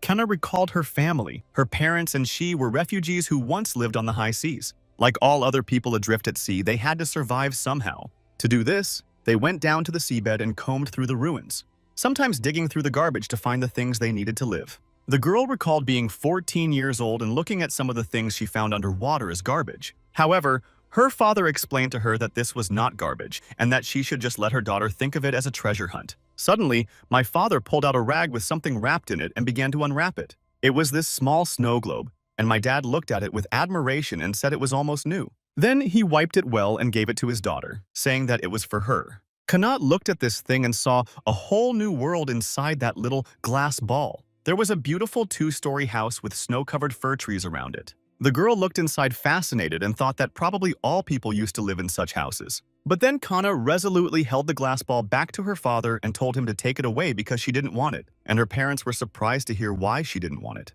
And my daughter very sensibly explained that they could sell this balloon in Unified Busan and make money on it. But the mother told her daughter not to worry because it was really a gift from her mom and dad, so she should just enjoy it and take care of it. Then the girl shook the glass ball again to make snow inside it and thought that she would really like to live in such a house. All the refugees collected and delivered scrap metal to Unified Busan and received the supplies they needed in return. In their small boats, they sailed up to the huge ship, which Kana could see only from the outside. At the time, this giant ship was the envy and admiration of a 14-year-old child. Sometimes, when they swam up to hand over scrap metal, music would be heard from the ship.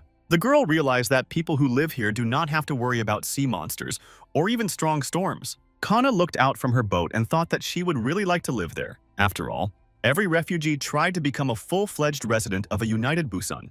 The life of the refugees was very tiring. Every evening they gathered for a meeting, spreading a map in front of them, and agreeing on where they would search for something valuable and necessary the next day. Accidents were common among them, and injuries were commonplace, as were attacks by sea monsters. These creatures could suddenly appear out of nowhere and attack seabed researchers, so it was not always possible to protect themselves from them. Kana remembers well how her Uncle Cholman and Aunt Midori died in this way once. People died every day for one reason or another, and it was hard to say goodbye to the next victims every time.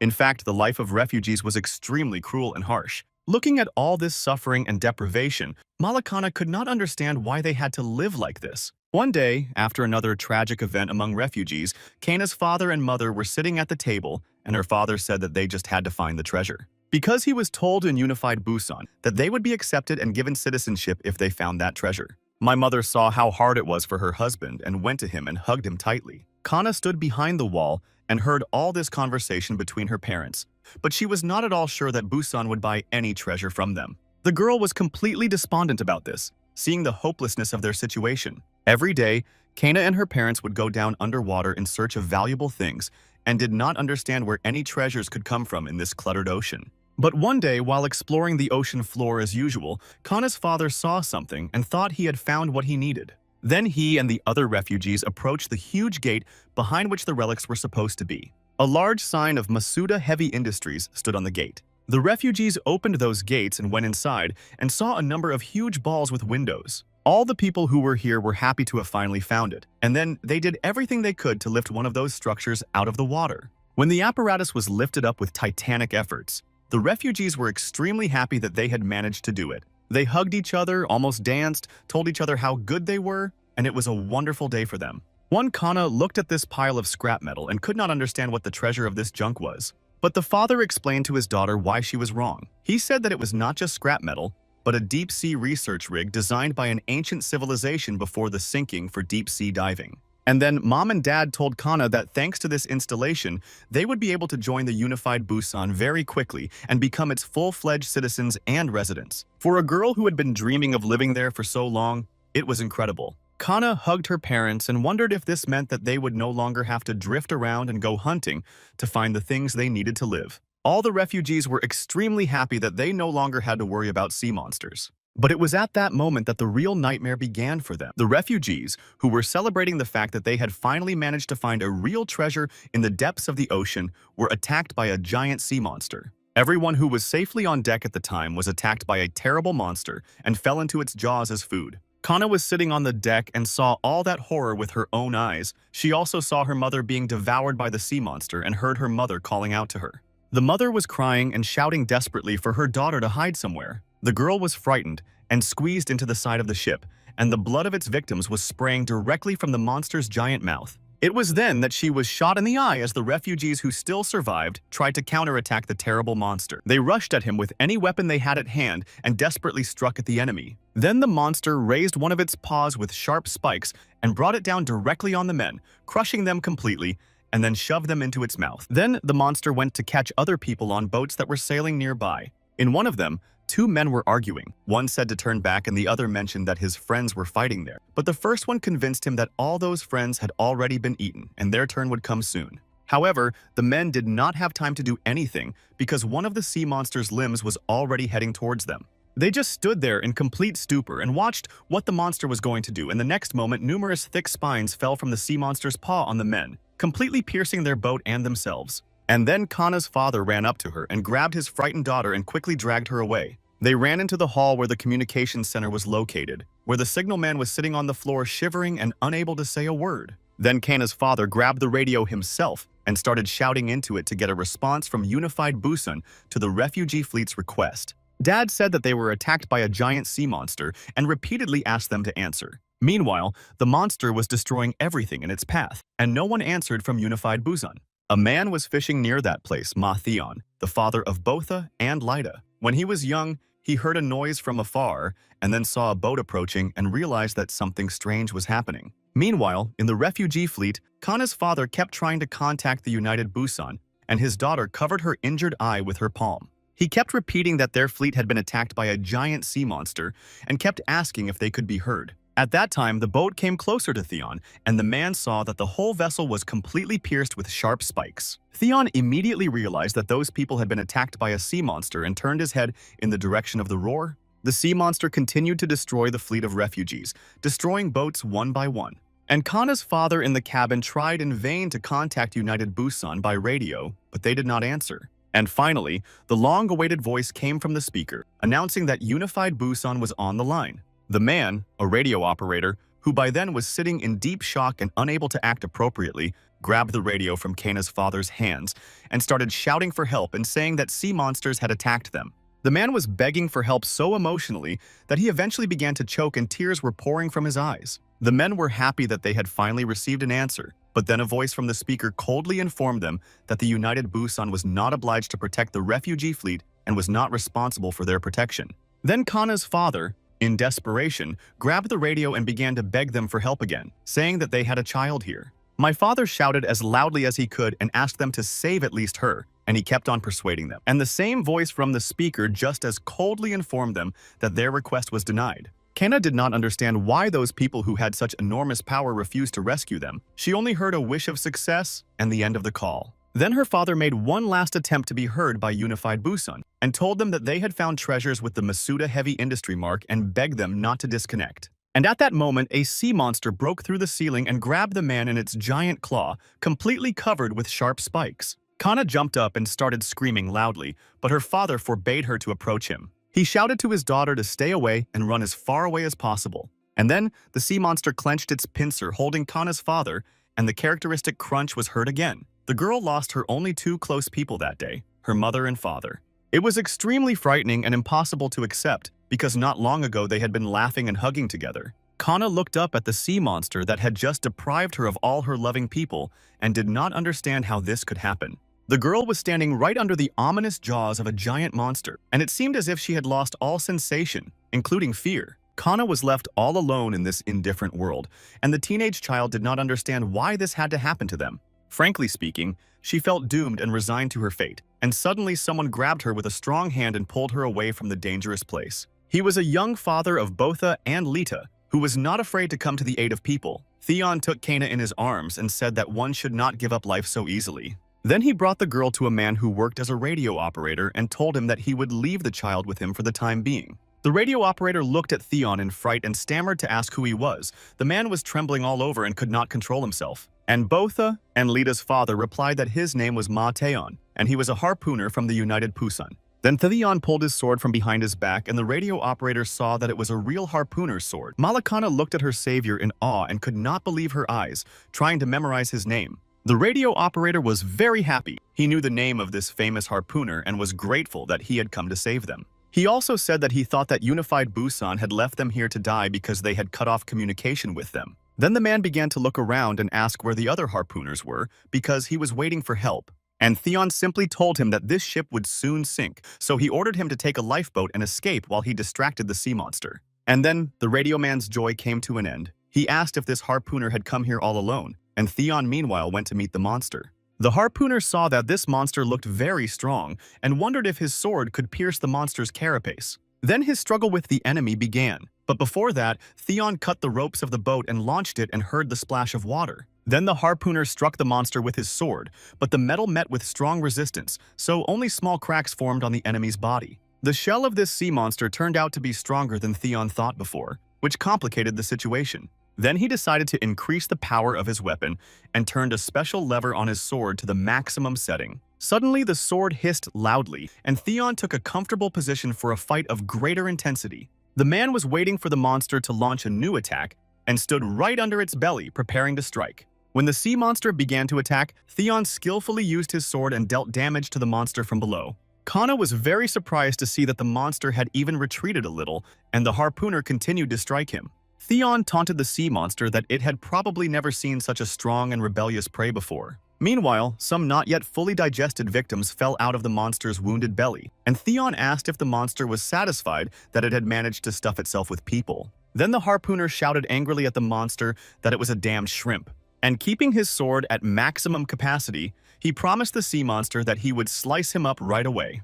And then he jumped high and started swinging his weapon in different directions, causing irreparable damage to his opponent. Kana and her husband, a radio operator, were shocked to see the scene and could not come to their senses. The girl could not believe that it was just one person fighting on equal terms with a giant sea monster. She realized that he does not let himself be eaten and is not afraid of the monster at all. Meanwhile, the battle continued. Theon wielded his weapon as if dancing, and he was doing a great job. He seemed to be piercing his opponent. This time, the harpooner will manage to cut the carcass as he has already damaged its shell. So the man prepared for the final attack in this battle. He began to jump on different parts of the sea monster's body and continuously strike it numerous times. Ma Theon was a real predator hunter. 14-year-old Kana watched the harpooner's artistic movements with her mouth agape. This man is really the one who takes the life of the Leviathans, and he does it very skillfully. A few more accurate and powerful sword blows, and now the sea monster's shell was finally cut through. For a moment, Theon stopped to reload his sword. He had the last capsule of gas left,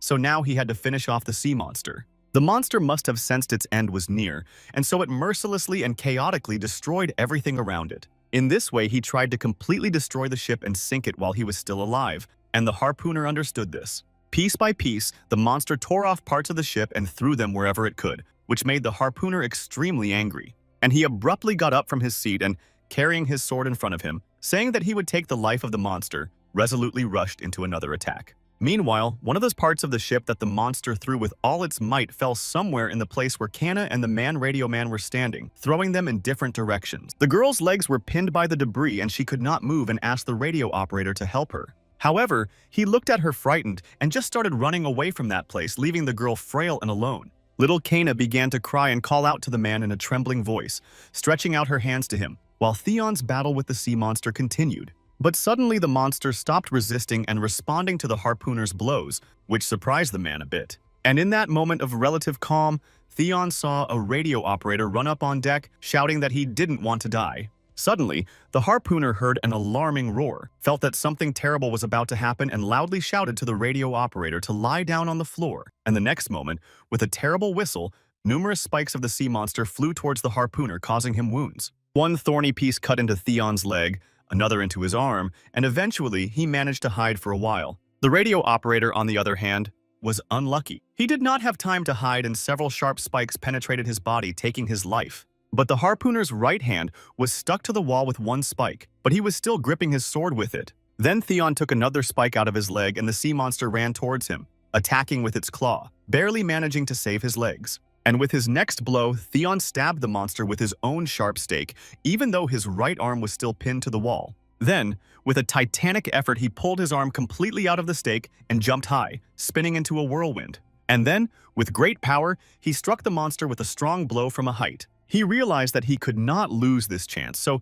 he struck as many places as he could reach. Then the monster knocked the harpooner off in one fell swoop, and Theon fell to the deck, rolling several times, and it was becoming difficult for him to stay on his feet. He had also completely used up all the gas he had with him, so he couldn't recharge his sword to deliver more powerful blows. The only thing that comforted the man was that his opponent also did not look particularly healthy after a long battle. Meanwhile, the sun had already begun to rise, and it was very bad and life-threatening for the sea monster. The sunlight struck his eyes, which he immediately hid and jumped off the ship into the ocean waters. Theon walked to the edge of the deck and looked overboard to make sure that the sea monster had really escaped. And then, completely exhausted by the long and extremely difficult battle, he weakly went down to the floor. The fact that the monster fled into the sea at sunrise meant that even giant sea monsters hate sunlight. Then Theon gathered all his strength and went to look inside to see how Kana was doing. The man saw that the child was pinned down by the wreckage of the ship, so he immediately began to free her. And then Kana asked if he had managed to destroy the monster, and the harpooner replied that he did not take his life because the monster ate everything he could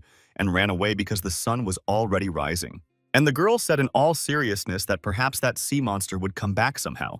And then Theon helped the girl out and asked her if she wasn't happy to see another new day. However, Kana was not happy about it at all and said that she had nothing to be happy about anymore. The girl cried bitterly and said that night her mom and dad were eaten by that terrible monster. Theon stroked her head sympathetically and said that this was indeed a very difficult, irreparable loss. Suddenly, they heard other boats approaching them because as soon as the sun came up, the harpooners of the United Busan came in a cloud. However, they did not come here to save people, but only to take the relics found by the refugees. Then the commander-in-chief offered to sign an agreement with them, which meant that they would pay for the girl's treatment in exchange for the relics. They slipped her a document and said that as soon as she signed it, she would immediately become a full-fledged citizen of the United Busan. And of course, she signed it, since she was completely alone in this world. On that terrible night, Kana lost her family and her home, and she was seriously injured, so there was no other way out for her. So now, she became a full-fledged citizen of the United Busan, which she had dreamed of for a long time.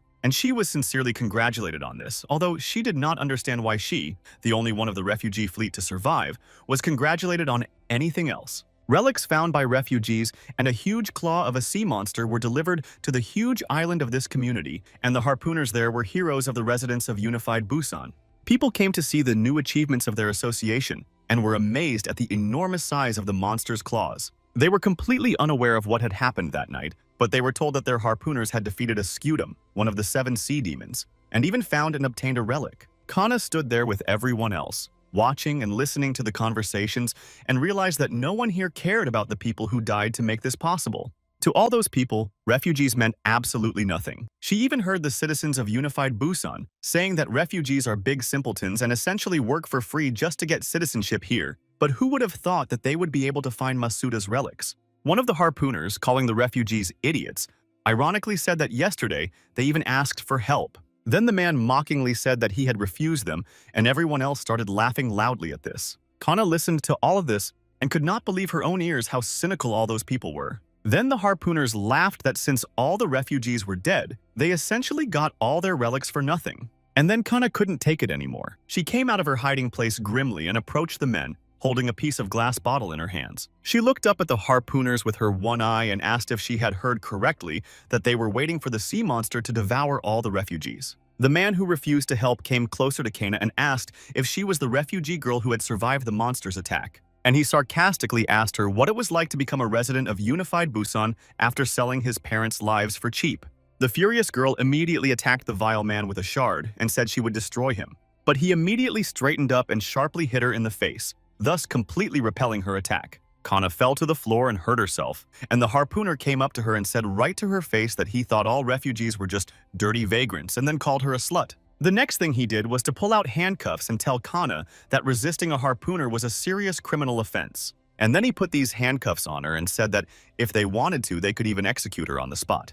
But I decided to educate the girl about their laws and in particular about one iron rule. And the unspoken rule is that the harpooners are the law and justice and fairness in unified Busan. At this information, Khan laughed frankly and in an adult manner, especially at the words about justice. The girl looked up and asked if, when they asked them for help and they just turned away from them, this is called justice, and called them miserable cowards. The impudent harpooner could not stand it and got angry and kicked the girl hard. Then he started shouting at her how dare she behave like that and say such things to them. Then he was joined by two other harpooners, and they all started beating the poor girl with their hands and feet. One of them shouted that he would teach her good manners and good behavior. He had already prepared his fist to hit the child again, but suddenly someone grabbed his hand.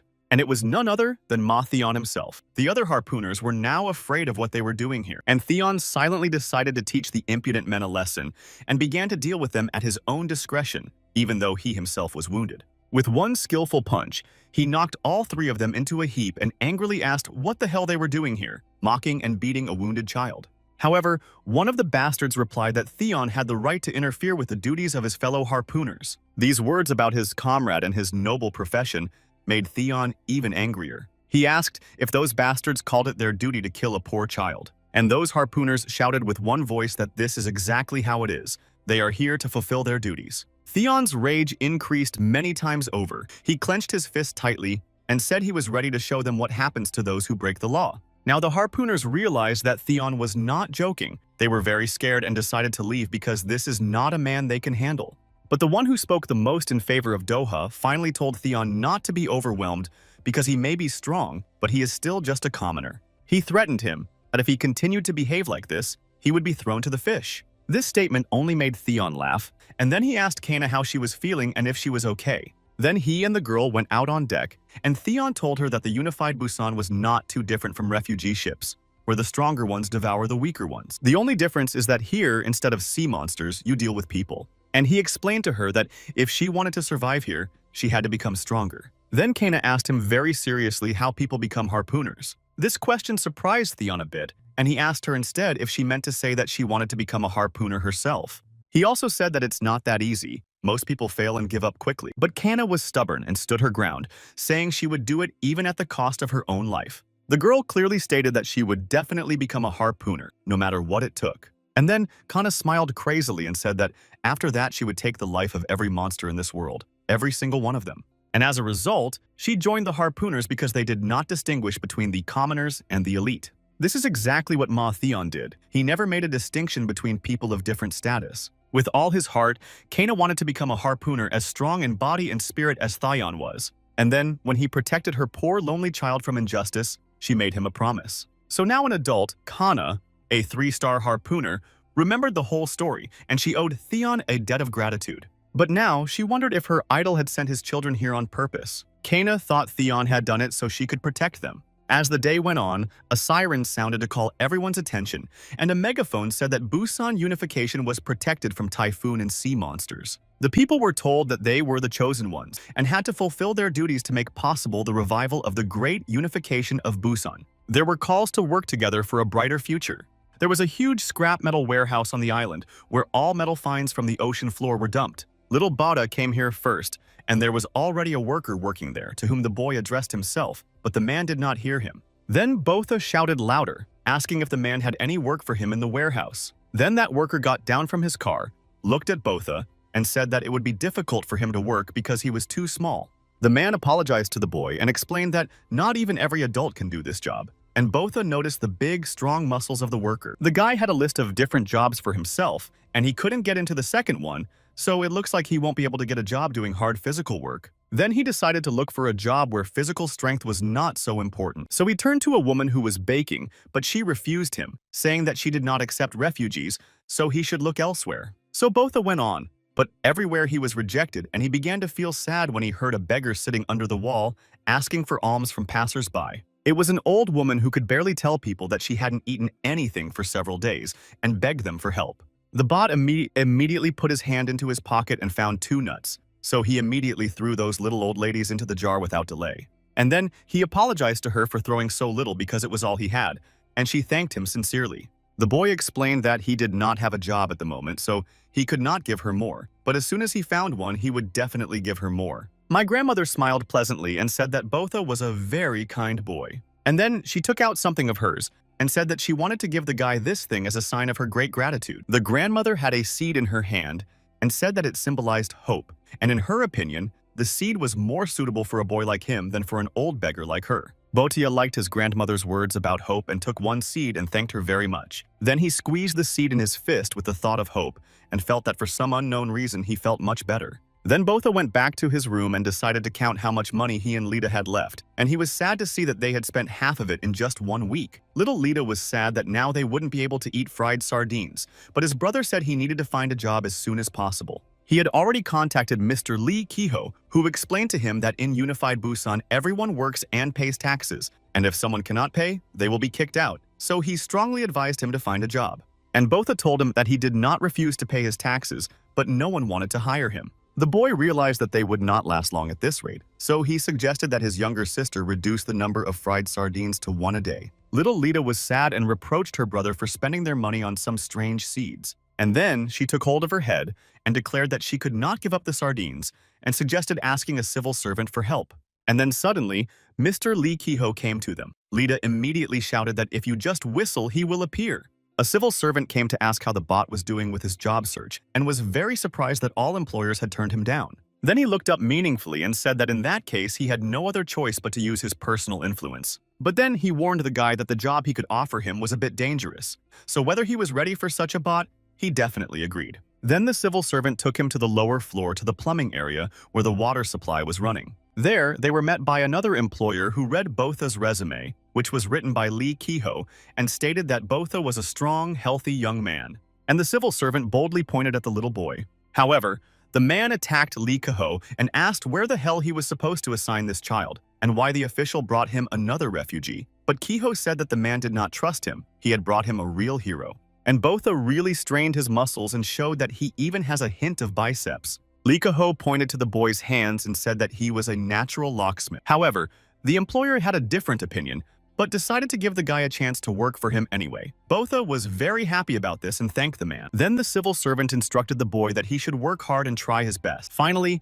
he asked Botha if he remembered what he had said to him earlier, namely, what was the most important thing here, and Botha immediately answered that it was money. Sea monsters may be the most terrifying creatures in the water, but on this ship in Unified Busan, the most terrifying thing is poverty. The Busan unification may protect its people from typhoons and sea monsters, but it does not protect them from hunger, poverty, and disease. Let Botha always remember that. The guy thought seriously and tried to memorize Lee Kiho's science, and the civil servant went about his business. Then the new employer told Bot that he shouldn't stand around and get to work. He took the guy to a compartment where other workers were already working, one of whom explained to Botha that they were replacing old pipe sections with new ones. And Botha immediately set to work. He was ordered to stick a stake in one place between the joints of the 2 sections, and an unfortunate thing happened and stinking waste splashed out of the pipe directly at the guy. The foreman looked at the drawing and said that it did not indicate that there was a sewer. Then he went to his boss and said that the pipes were laid in a complete mess. Nothing fit together at all. And the boss, who was now engaged in welding, replied that in this case their task would be to make sure that everything went together. The boss helped Bot to wash in the shower, and said that unfortunately, they can't even find parts that could fit this ship after all. It's been 100 years. The bot was a little surprised to hear the figure of 100 years, but now the boy was getting to know him a little. The current manager was named Kvoran, and he was a veteran locksmith who had been working here for 40 years and had been working on pipes. He knows a lot about the history of this ship. Botha asked him who built such a huge ship, and Kvoran told him that it was people when there was still land there. He also said that people were able to create ships even much larger than that one and had such capabilities. It was an amazing civilization. But no one could stop and prevent several comets from falling to Earth, and also ice pieces that fell to Earth after the collision of those comets with the moon.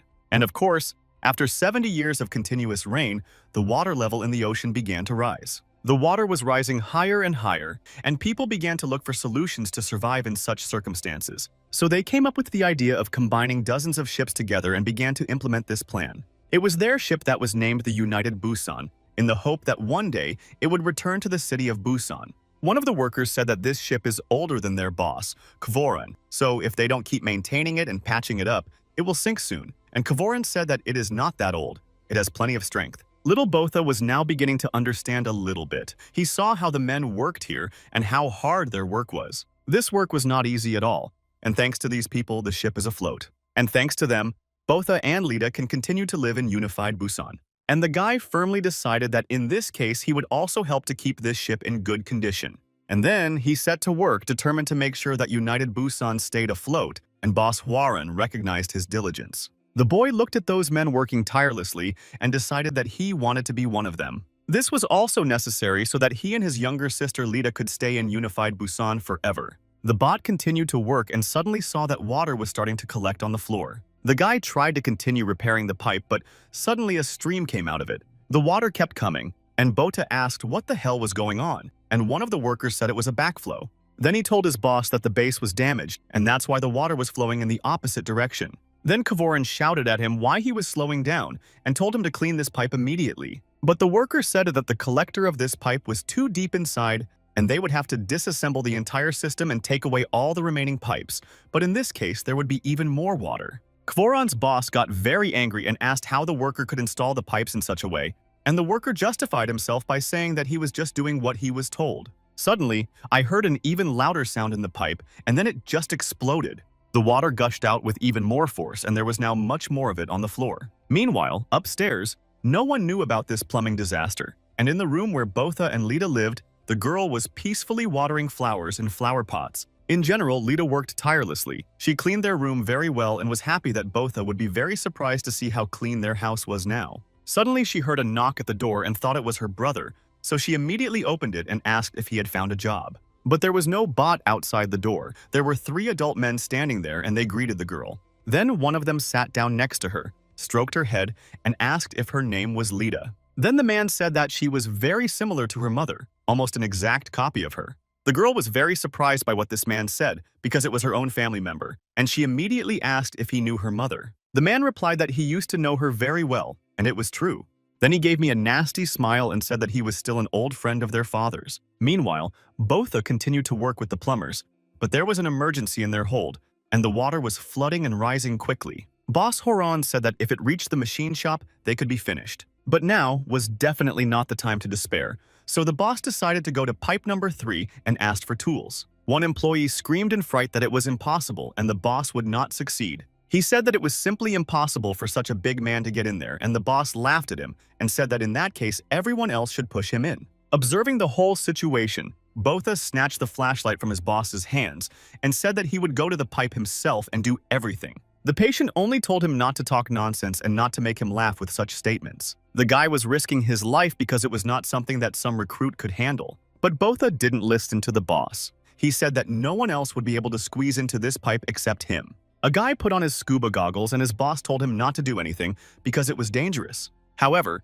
before the boss and the other employees could catch the bot, he quickly took as much air as possible into his lungs and dove underwater and swam down pipe number 3. The guy realized that, in theory, this pipe should take him where he needed to go. Soon after this voyage, he saw a suitable opening ahead of him. Finally, the pipe ended, and Botha swam out into a special plumbing compartment with many different holes. The guy started looking around, looking for which of these pipes was number 3 and where he needed to go now. Then he finally saw a huge pipe with a big number 3 on it, and this pipe was not even connected to anything. Meanwhile, all the plumbers were worried about what to do now, as they could not even help the boy. The men were very worried that the boy might get lost and drown.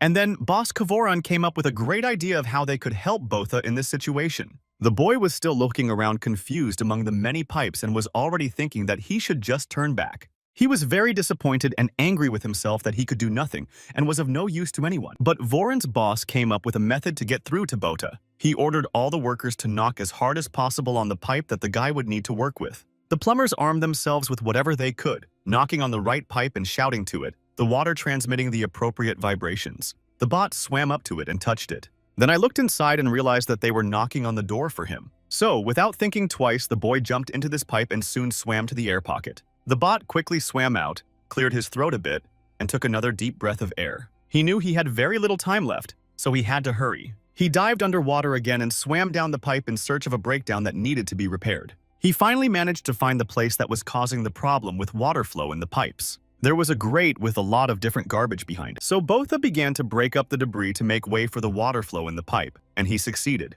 The garbage moved, but it allowed the water to move at a frantic pace. The bot managed to grab the iron grate, but then a shoe flew right into his face and the guy involuntarily let all the air out of his mouth. Now he had a new serious problem because he had no air at all, which was very life-threatening. Even before that, the water flow was so fierce that the guy could not resist. His hand slipped off the grate and bot was carried down the pipe. Meanwhile, Kavoran's boss and the other plumbers saw that the water had formed a vortex, so they knew that the boy had succeeded. The water actually started to come down, and the men realized that the guy had coped with a difficult task. They were all very happy and proud of the new employee, even though he was still young and very cool.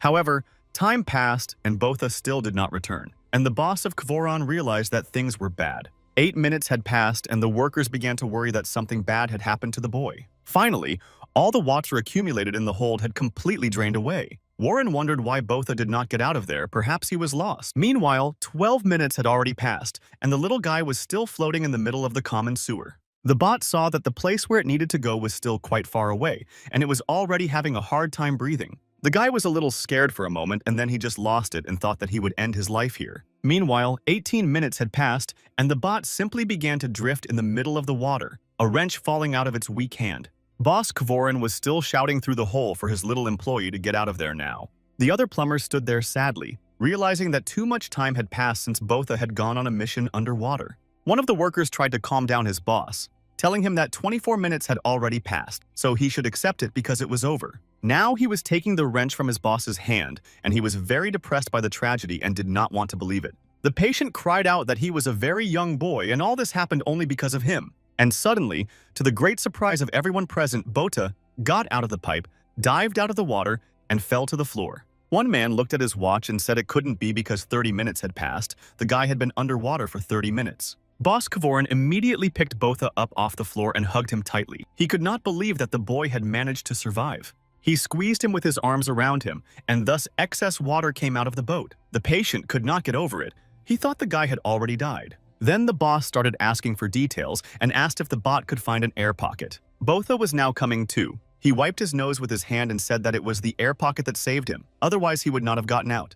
And then all the other employees rushed to hug the guy, saying that they thought he was dead, but luckily he was alive, and the boss, Kavoran, praised Botha for his good work and told him that he was smart. Then Kavoran patted the guy's head again and said that the most important thing was that he was alive. And after all that, the boss invited Botha to join them and work in their team. The bot could not believe his ears and asked directly if this meant that he would now have a job. Then Kavoran confirmed that this was the case and that the guy would be working with them fully. And then one of the workers shouted that it would be great because they were short of workers after their Mickey died, but everyone else immediately shut him up and beat him. And the boss said that they were expecting him at the workplace tomorrow anyway. The workers immediately prepared drinks for everyone and decided to toast their new locksmith. The employees were happy to see the newcomer, and Botha was extremely pleased. He also felt very warm, looked into his cup, and was very happy to have an official job. After all, it has now become a full-fledged part of Unified Busan and will have its own rights here. After a day at work, Botha went to the market,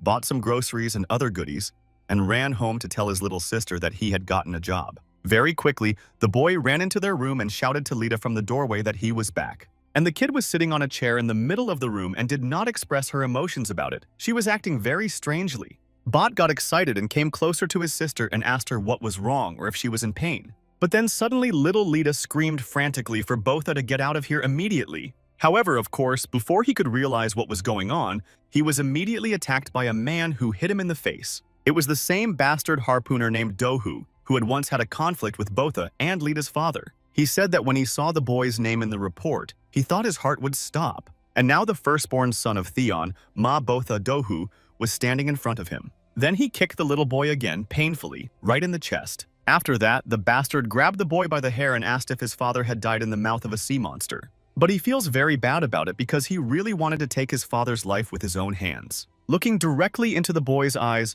Dohu told him that his father was a traitor to the unified Pusan. The other two harpooners were also here with Doha. The children were sitting on the floor, little Lita hugging her older brother. Botha could not believe his ears. What he heard about his father did not fit in his head, and this is how the harpooners welcomed the children home. The brother and sister could not even defend themselves because they were attacked by 3 adult men, citizens of unified Busan, who called the children puppies of a lousy traitor.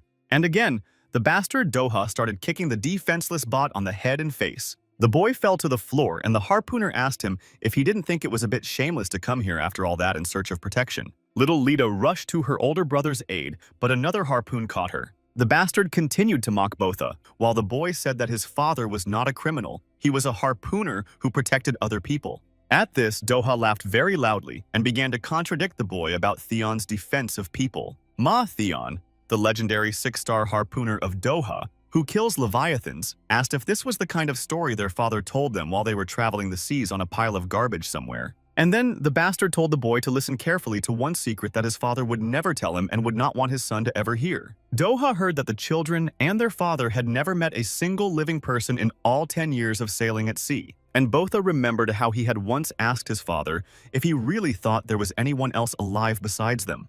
And as my father replied, he was sure that there were still people there, but they hadn't met them yet because the ocean was so big. Some doubts began to arise in Botha's mind about their past and their father's past. And then Dohu said that it was just that Botha and Lita's father was on the run all the time, hiding from unified Busan. Botha said it couldn't be. He couldn't just believe what those people were telling him. And Doha continued to speak, asking if Theon really thought he would forget everything in 10 years, and began to slowly remove the glove from his left hand. When he took it off, the children saw that there was a prosthetic arm instead of a hand, and the man told the children to look closely at what their father had done to their friend. And then Dohu also said that Ma Theon is the one who takes lives, and he took the lives of countless harpooners from the United Pusan. Both Botha and Lita's father also incited the citizens of unified Busan to revolution. Botha still stood there as if mesmerized, unable to accept this terrible information that their father was the one who took people's lives. Another harpooner grabbed the guy and held him on his head and neck, while Doha said that someone had to pay for this crime. So let Botha blame his father exclusively for all his troubles. While the other harpooner was holding Botha's head, Doha reached out with his prosthetic arm and grabbed the guy's face with sharp metal claws. He shoved those claws into Botha's cheeks and started to slowly cut them. Little Lita screamed for them to stop. And then, suddenly a siren sounded and an order was given through the loudspeaker for all harpooners to report to their combat positions. The siren kept sounding, announcing the emergency to everyone in unified Busan and summoning the harpooners to their combat positions. People began to go out into the common corridors to the common squares, all worried that they were attacked by monsters. Unified Busan was under another attack by sea monsters, and those harpooners who mocked Botha and Lita also needed to come to its defense. Meanwhile, some boats were hurriedly approaching the United Busan ship, and they had only a little more time to go. They were relentlessly pursued by sea monsters, and people on boats tried to escape. The monsters were moving much faster than those boats and emerged from the water right in front of the fugitives. Immediately, the sea monster grabbed one of the men with its strong teeth. The people on the boats began to defend themselves by shooting at the monsters, but there were too many of them. The monsters caught up with the boat and approached it from different directions and attacked everyone on board. They stuck their snouts into the captain's cabin and killed those who were in charge of the boat. Other people tried to shoot the monsters. On this boat, civilians with their families were sitting in the hold, and suddenly the ceiling began to pierce. Soon, a huge hole was formed, into which the sea monster first looked and then several of them broke through. The terrible monsters immediately began to hunt the people who were there, and they tried to hide in the corners in terror. However, the boat was still completely wrecked, and the other fugitives saw it and realized that everyone had already died. and the other boats decided to move forward even faster, realizing that if they lagged behind even a little bit, they would simply be finished. But the sea monsters were tirelessly pursuing them, so it was difficult to predict anything in that situation. Meanwhile, a siren at Unified Busan kept wailing, summoning all the harpooners to their combat posts. Major Doka was also called by his henchmen to go to the positions because they were called to duty now. Doha was extremely unhappy with this situation because he wanted to deal with Botha and Lita at his own discretion. However, he had no other choice at the moment. He was forced to leave his children, but he told them that they would see each other again soon. And finally, he threatened his frightened brother and sister that he was going to turn their lives into a living hell. And then he locked the door to their room with a padlock, and little Lita clutched her brother tightly, started crying bitterly, and said she was very scared. Botha knew that this bastard was very dangerous, and that he and his sister had to get out of here. The situation on Unified Busan was extraordinary, and their reconnaissance unit was attacked by eel-like sea monsters. All the harpooners were called to their combat positions, and Kana and his unit prepared for battle. They were all extremely strong harpooners and had their own special equipment. Once in position, they stood together to give a worthy rebuff to the attacking sea monsters and protect the people of Unified Busan. As soon as the detachment was out to sea, Kana ordered Brun to cover the deck and everyone else to follow her to the flank. The subordinates accepted the decision of their superior and launched a counterattack. A group of harpooners headed to meet the attacking sea monsters that were chasing the boats. The people on the boats continued to run away and shoot back at the monsters who had almost caught up with them. One man on the boat looked back and saw that help was coming and asked his comrades to hold on a little longer because the harpooners were getting closer. And then Brun picked up his weapon and jumped high from his scooter right at one of the sea monsters and cut it into pieces, one he had already destroyed. Then several monsters appeared in front of him, ready to swallow him instantly, and the harpooner rushed to attack them all at once, skillfully wielding his weapon, causing irreparable damage to the monsters. As a result of his skillful actions, Brun destroyed 4 monsters at once. The people on the boat saw that it was Brun who worked here and realized that Kana's team had come to help them. Now the hero stopped on their boat and people began to thank him for saving them, calling him their savior. But Brun told them to step back from him because it was dangerous. Then he looked at his weapon and saw that it was covered with something. This green transparent liquid was flowing down to the deck, and people were frightened to ask what it was. Brun immediately suspected that it was a collection of nasty slime from sea monsters. Meanwhile, Kana and the other harpooners from her unit fired at the monsters as they approached. Their harpoons hit their targets accurately, but did almost no harm to the sea monsters. The fact is that the monsters began to secrete mucus from their bodies, and harpoons were completely useless in such a situation. Covering themselves completely with a layer of disgusting green slime, the sea monsters tried to turn the boat on which Brun was riding over. The man immediately shouted to all the people not to stand on the deck next to him, but to run away. Otherwise, they would be finished. The monsters opened their jaws, ready to capture and devour everyone on the boat, and then Kana arrived to help the people. They attacked the monsters with their swords and successfully defeated them, one man rejoicing that he survived because he was already one step away from death. After that, Kana ordered Brun to take the people off the boat to a safe place while she distracted the sea monsters. The girl was carrying another wonderful weapon, pheromones made and given to her by Dr. Foyd. However, Kana herself did not really believe that these pheromones would help her in the fight against the monsters. But she decided to use them anyway and test their effect on the monsters, so she didn't hesitate to crush the capsule with the pheromones and spread them on the monsters. And immediately, there was a noticeable effect from the use of those substances. The mucus began to come off the sea monsters. They reacted to them. As a result, the monsters retreated, and meanwhile, in Unified Busan, a strange knocking sound was heard in one of the pipes. Then the hatch opened and Bot and Summer Girl got out of it, and she was immediately afraid that it was very high, and her brother advised her not to look down. Then the children began to move along the pipe against the outer wall of the ship's side, and Lita was shaking as she did so. Finally, they passed that part of the difficult road, and Botha jumped on the platform and helped his sister. Lita gave him her hand and jumped down from the pipe directly into her brother's arms and hugged him tightly. There were a lot of people on deck, and they were all chanting Kana's name because the harpooners were fighting sea monsters. Little Lita remembered that this was the girl who had saved them when they were alone in the ocean. The children also looked overboard and saw several sea monsters chasing the canoe and all the people supporting it. This sight frightened Botha and Lita as they saw the danger of the harpoon, and Kana herself had a plan to defeat the monsters, but it was too early to strike the final blow.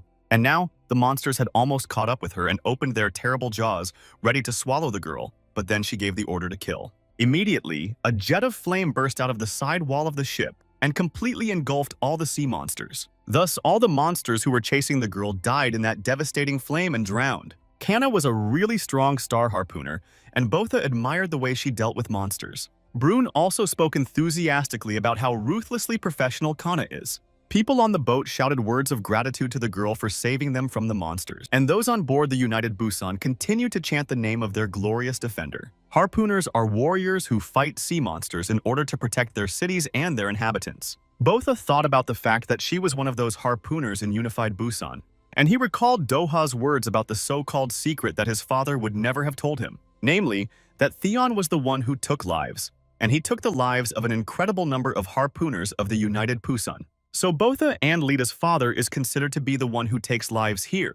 At least that's what Doha said. Or maybe his father was a real warrior who defended people's lives by destroying sea monsters. Now Botha seriously wondered who his father really was and how he could find out the truth. Now that he and his younger sister are alone, Botha is at a loss for what to do. Meanwhile, Doha and his henchmen return to the children's room to continue their torture. But they saw an open sewer manhole, even though they could not think that the two would use this way to escape. Doha was very angry about this and immediately ordered his henchmen to find the children at all costs. He even said that he didn't care if they found them alive or dead, and if they had to take their lives, let them do so, as long as they brought those children back. Unfortunately, little Lita lost her shoe while running away, and now she was walking half barefoot. Botha wondered where he and his sister would go now. Suddenly, the children heard a disturbance in the crowd and people parted in confusion. Not far away, we heard shouts ordering people to move aside and give way to someone. And then Botha heard a conversation among the people that this chaos was caused by harpooners. They were looking for someone. The boy immediately realized that it was he and Lita who were being searched for by Doha and his henchmen. The bot knew that they needed to hide as quickly as possible so that the harpooners wouldn't find them. He grabbed his little sister so hard that she cried because she was hurt, but Botha was only thinking about where to hide. Unified Busan is actually very large and it is possible to get lost and hide in it. But he and Lita have no place on this huge ship. They simply have nowhere to go. Suddenly, the children heard the harpooners very close to them, and Botha asked his sister to behave as naturally as possible. And then the children heard someone stopping them behind them and ordering them not to move. Both Botha and Lita stopped, and meanwhile the voice ordered them to come to him immediately. The children trembled all over and turned back cautiously. There they saw several harpooners approaching someone and ordering them to follow them in silence. The boy saw the same old beggar to whom he had donated money the day before. The old lady begged the harpooners to let her go and explained that she was sitting there only because she was sick. Botha recalled how he apologized to the old woman for donating so little money to her, but it was all he had at the time. In return, his grandmother also gave him something as a sign of her deep gratitude. An old beggar gave the boy a seed and said that it represented hope. After that, the old lady smiled sweetly and said that such seeds were more suitable for a young man like him than for an old poor beggar. And now the harpooners came to that old lady and wanted to take her somewhere, and she begged them to leave her alone with tears in her eyes. And then Botha heard people in the crowd discussing the situation. One man said that he had heard that this beggar had not paid taxes for 3 months, and a woman, on the other hand, sympathized with the poor old woman because she would be kicked out of Unified Busan. Then Botha asked the woman where they could take the old woman, and the woman said that they would just put her on a raft and send her on her own. And such an exile is tantamount to taking one's life because such lonely swimmers are sooner or later devoured by sea monsters. The harsh harpooners were already dragging the old woman along when a man approached them. He said that he would pay taxes for this woman this month. Of course, the law is important for everyone, but she is still a human being and first they should save her life, so the man is asking now that the old woman be forgiven at least for this time and let go. This man was immediately supported by other people in the crowd, who demanded that the woman be released, because in her hands the old woman would not even last a day outside without help. The citizens of Unified Busan stood up for the old beggar and chased the harpooners away from her. Suddenly, someone shouted loudly what was going on here and why there was such a noise. Botha cautiously peered out among the people and saw that Doha and his henchmen had entered the hall. He began to tremble because he and Lita hadn't had time to hide from those bastards yet. When the other harpooners explained to Major Do what was happening and what was the reason for the riot, he asked the man who had first stood up for the old beggar and asked him if he wanted to pay for the old woman. The man was a little scared because it was illegal to do so, but he confirmed his offer. Then Major Dohu sternly asked the man if he was really trying to go against the laws of the Unified Busan. He began to tell people to assume that the harpooners would close their eyes and ignore this incident. But in this case, who will pay for this old beggar next month, and then the next month, and then the next? Doha then directly asked the man who had stood up for his grandmother if he was going to continue paying for her. He didn't know what to say anymore because he had only been receiving 1 month's assistance at first. And Major Dohu continued to press people and asked if they thought that in this way the unified Busan could stay afloat. How can their city exist if it's full of people who can't even pay taxes for you? All the people stood silently and just listened. They had nothing to appeal to, and Doha asked specifically who was ready to take responsibility for this old beggar. Botha again recalled his father telling him about the place where he used to live and where the harpooners were. Now, the boy realized that harpooners like Major Doku were not the warriors his father had told him about. My father used to talk enthusiastically about real harpooners who fight sea monsters to protect people and their homes. Botha mentally communicated with his father and told him that the harpooners of Unified Busan do not protect people without money. Then the boy recalled how proud his father was to show him the tattoo that meant he belonged to the harpooners. And then Botha, looking at the outrages that Major Doha is committing here, began to think about what his father was like. Tears welled up in the boy's eyes as he remembered his father well and had a very special idea of him.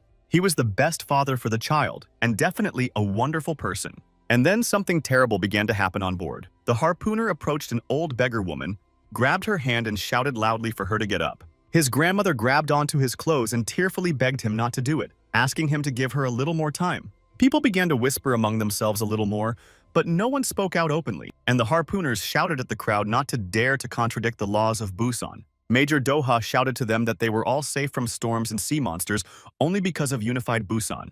Then the so-called law enforcement officers took the old beggar out into the street, and Dohu said that the laws exist so that they can protect this place, and that's why the harpooners are needed. Then he ordered his henchmen to take the old beggar away from here. Suddenly, the major heard someone shouting at him to let the old woman go and calling them liars. It was Bota. The people in the crowd were shocked by this display of courage by the little boy, and his grandmother told him not to say anything else and not to make the harpooners angry. But Botha was not going to be silent. He said that his father had told him that harpooners are warriors of the sea who are called upon to protect other people. Major Doha was very angry at the little guy's accusations. The crowd was even more surprised when Botha said that those harpooners were only tyrannical. They were hurting people and driving them out.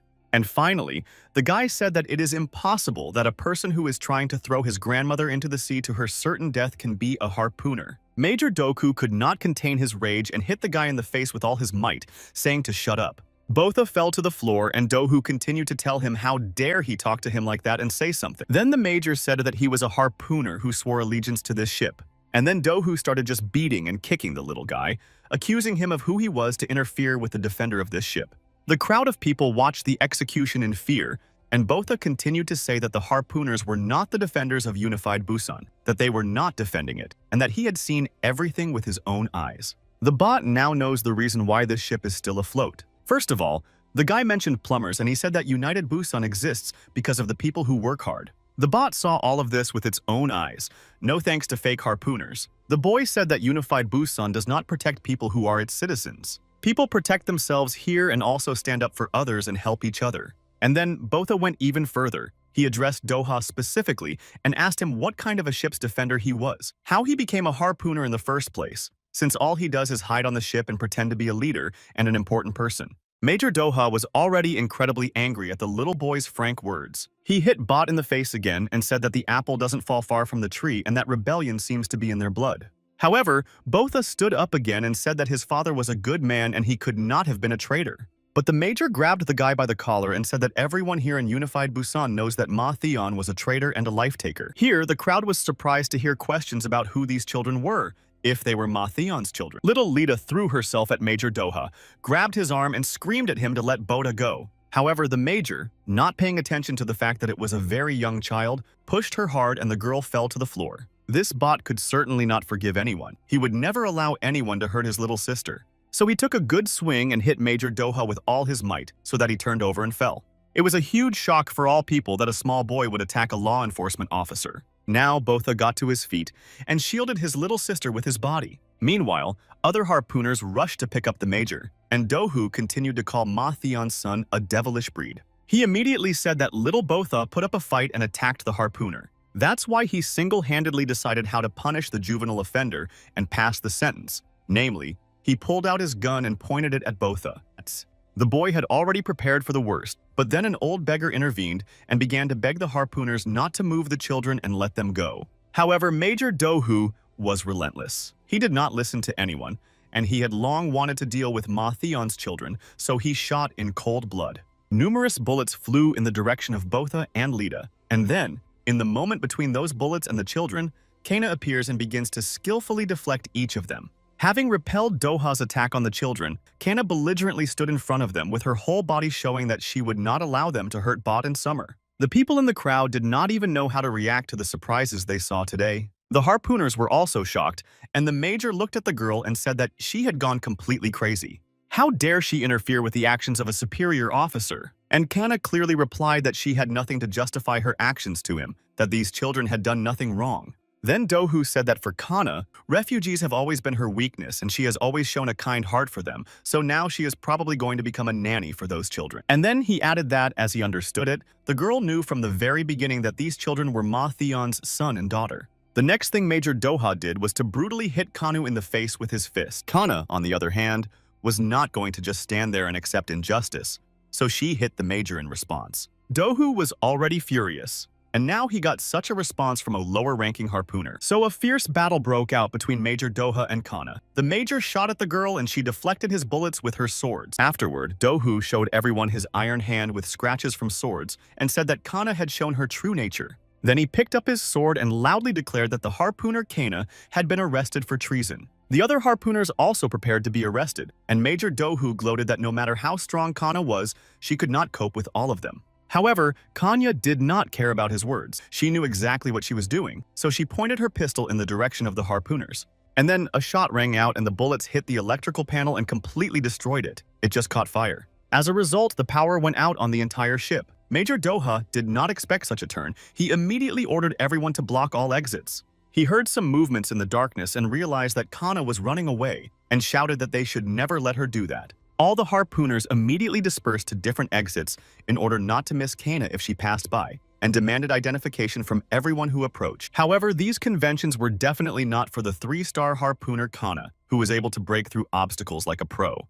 Badalita ran after her, and the old beggar Kana told them that if they wanted to live, they should stay close to her and not leave her side. All three said they would listen to her and follow her. Kana then ran down a corridor where she and the other fugitives were immediately shot by 2 harpooners. They tried to stop the girl, but Kana fought with them, because now she was responsible not only for herself, but also for 3 defenseless people. Of course, the so-called harpooners could not cope with the girl because she was much stronger than them and simply stabbed them with the blunt side of her sword. Both Botha and Lita were a little scared, but Kana reassured them and told them not to worry, the harpooners would not die. So the rescuer with her children and an old woman managed to run outside, but there were guards standing there too. Major Dohu immediately came running here and ordered a harpoon to be brought immediately to prevent the fugitives from escaping. Kana and the others were running straight down the deck, but then she heard someone from the side calling out to them and telling them to turn around. Both Botha and Lita recognized it as a well-known minor civil servant who, along with other people, had been trying to help the fugitives.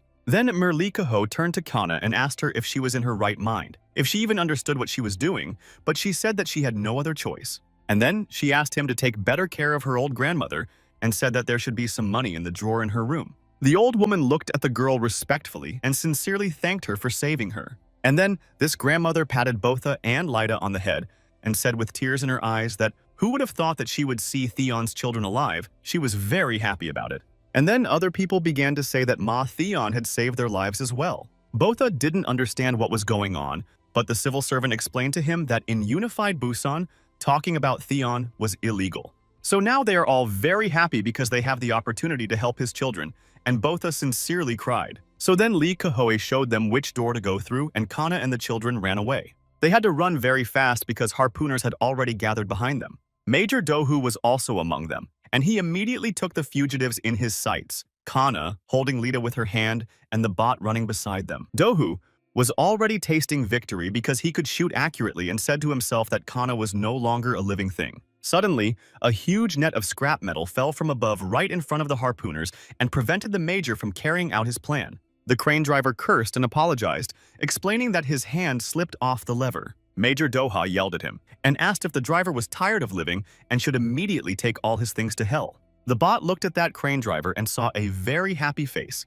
and the guy realized that this is how people help them. Botha began to realize that all these people didn't hate his father, and even more. Kana herself is protecting them and helping them to survive. So the fugitives ran on, and then it rained harpoons from the pursuers. Kana and the children tried to avoid getting injured, and little Lita was very scared. Several harpoons hit Kana, and the harpooners who wounded her started shouting for others to run here because they managed to hit the fugitives. Botha was now also very scared of Kana's injuries, but the girl immediately told him not to even think about panicking. But Botha could not calm down. He began to cry a lot and asked why she was making such sacrifices for him and Lita. He sobbed and asked her to forgive him for it, saying that he was very sorry that it happened. But Kana interrupted him and said they had nothing to apologize for. And the girl explained that she was doing it to pay off old debts. Kana recalled a long-ago conversation with Botha and Lita's father when he told her that the weak are eaten by the strong. And then she said it to Botha in her own way, that is, that in this world, the weak are doomed to survive the stronger. Back then, Botha's father told her that if she wanted to survive, she had to become stronger. And now Kana has passed on Mathion's words to his children, saying that if they want to survive in this world, they must become stronger. Both Botha and Lita listened attentively to these instructions, and meanwhile the harpooners approached them, and Major Dohu asked if Kana really thought she could escape from them in one boat. Little Lita was very frightened. Botha clenched his teeth, and Kana thought to herself, addressing Theon, that all this time, all these years, she had not spared herself and worked herself to exhaustion. And motivating herself in this way, she asked him if he thought she had become strong enough to be able to protect his children without question.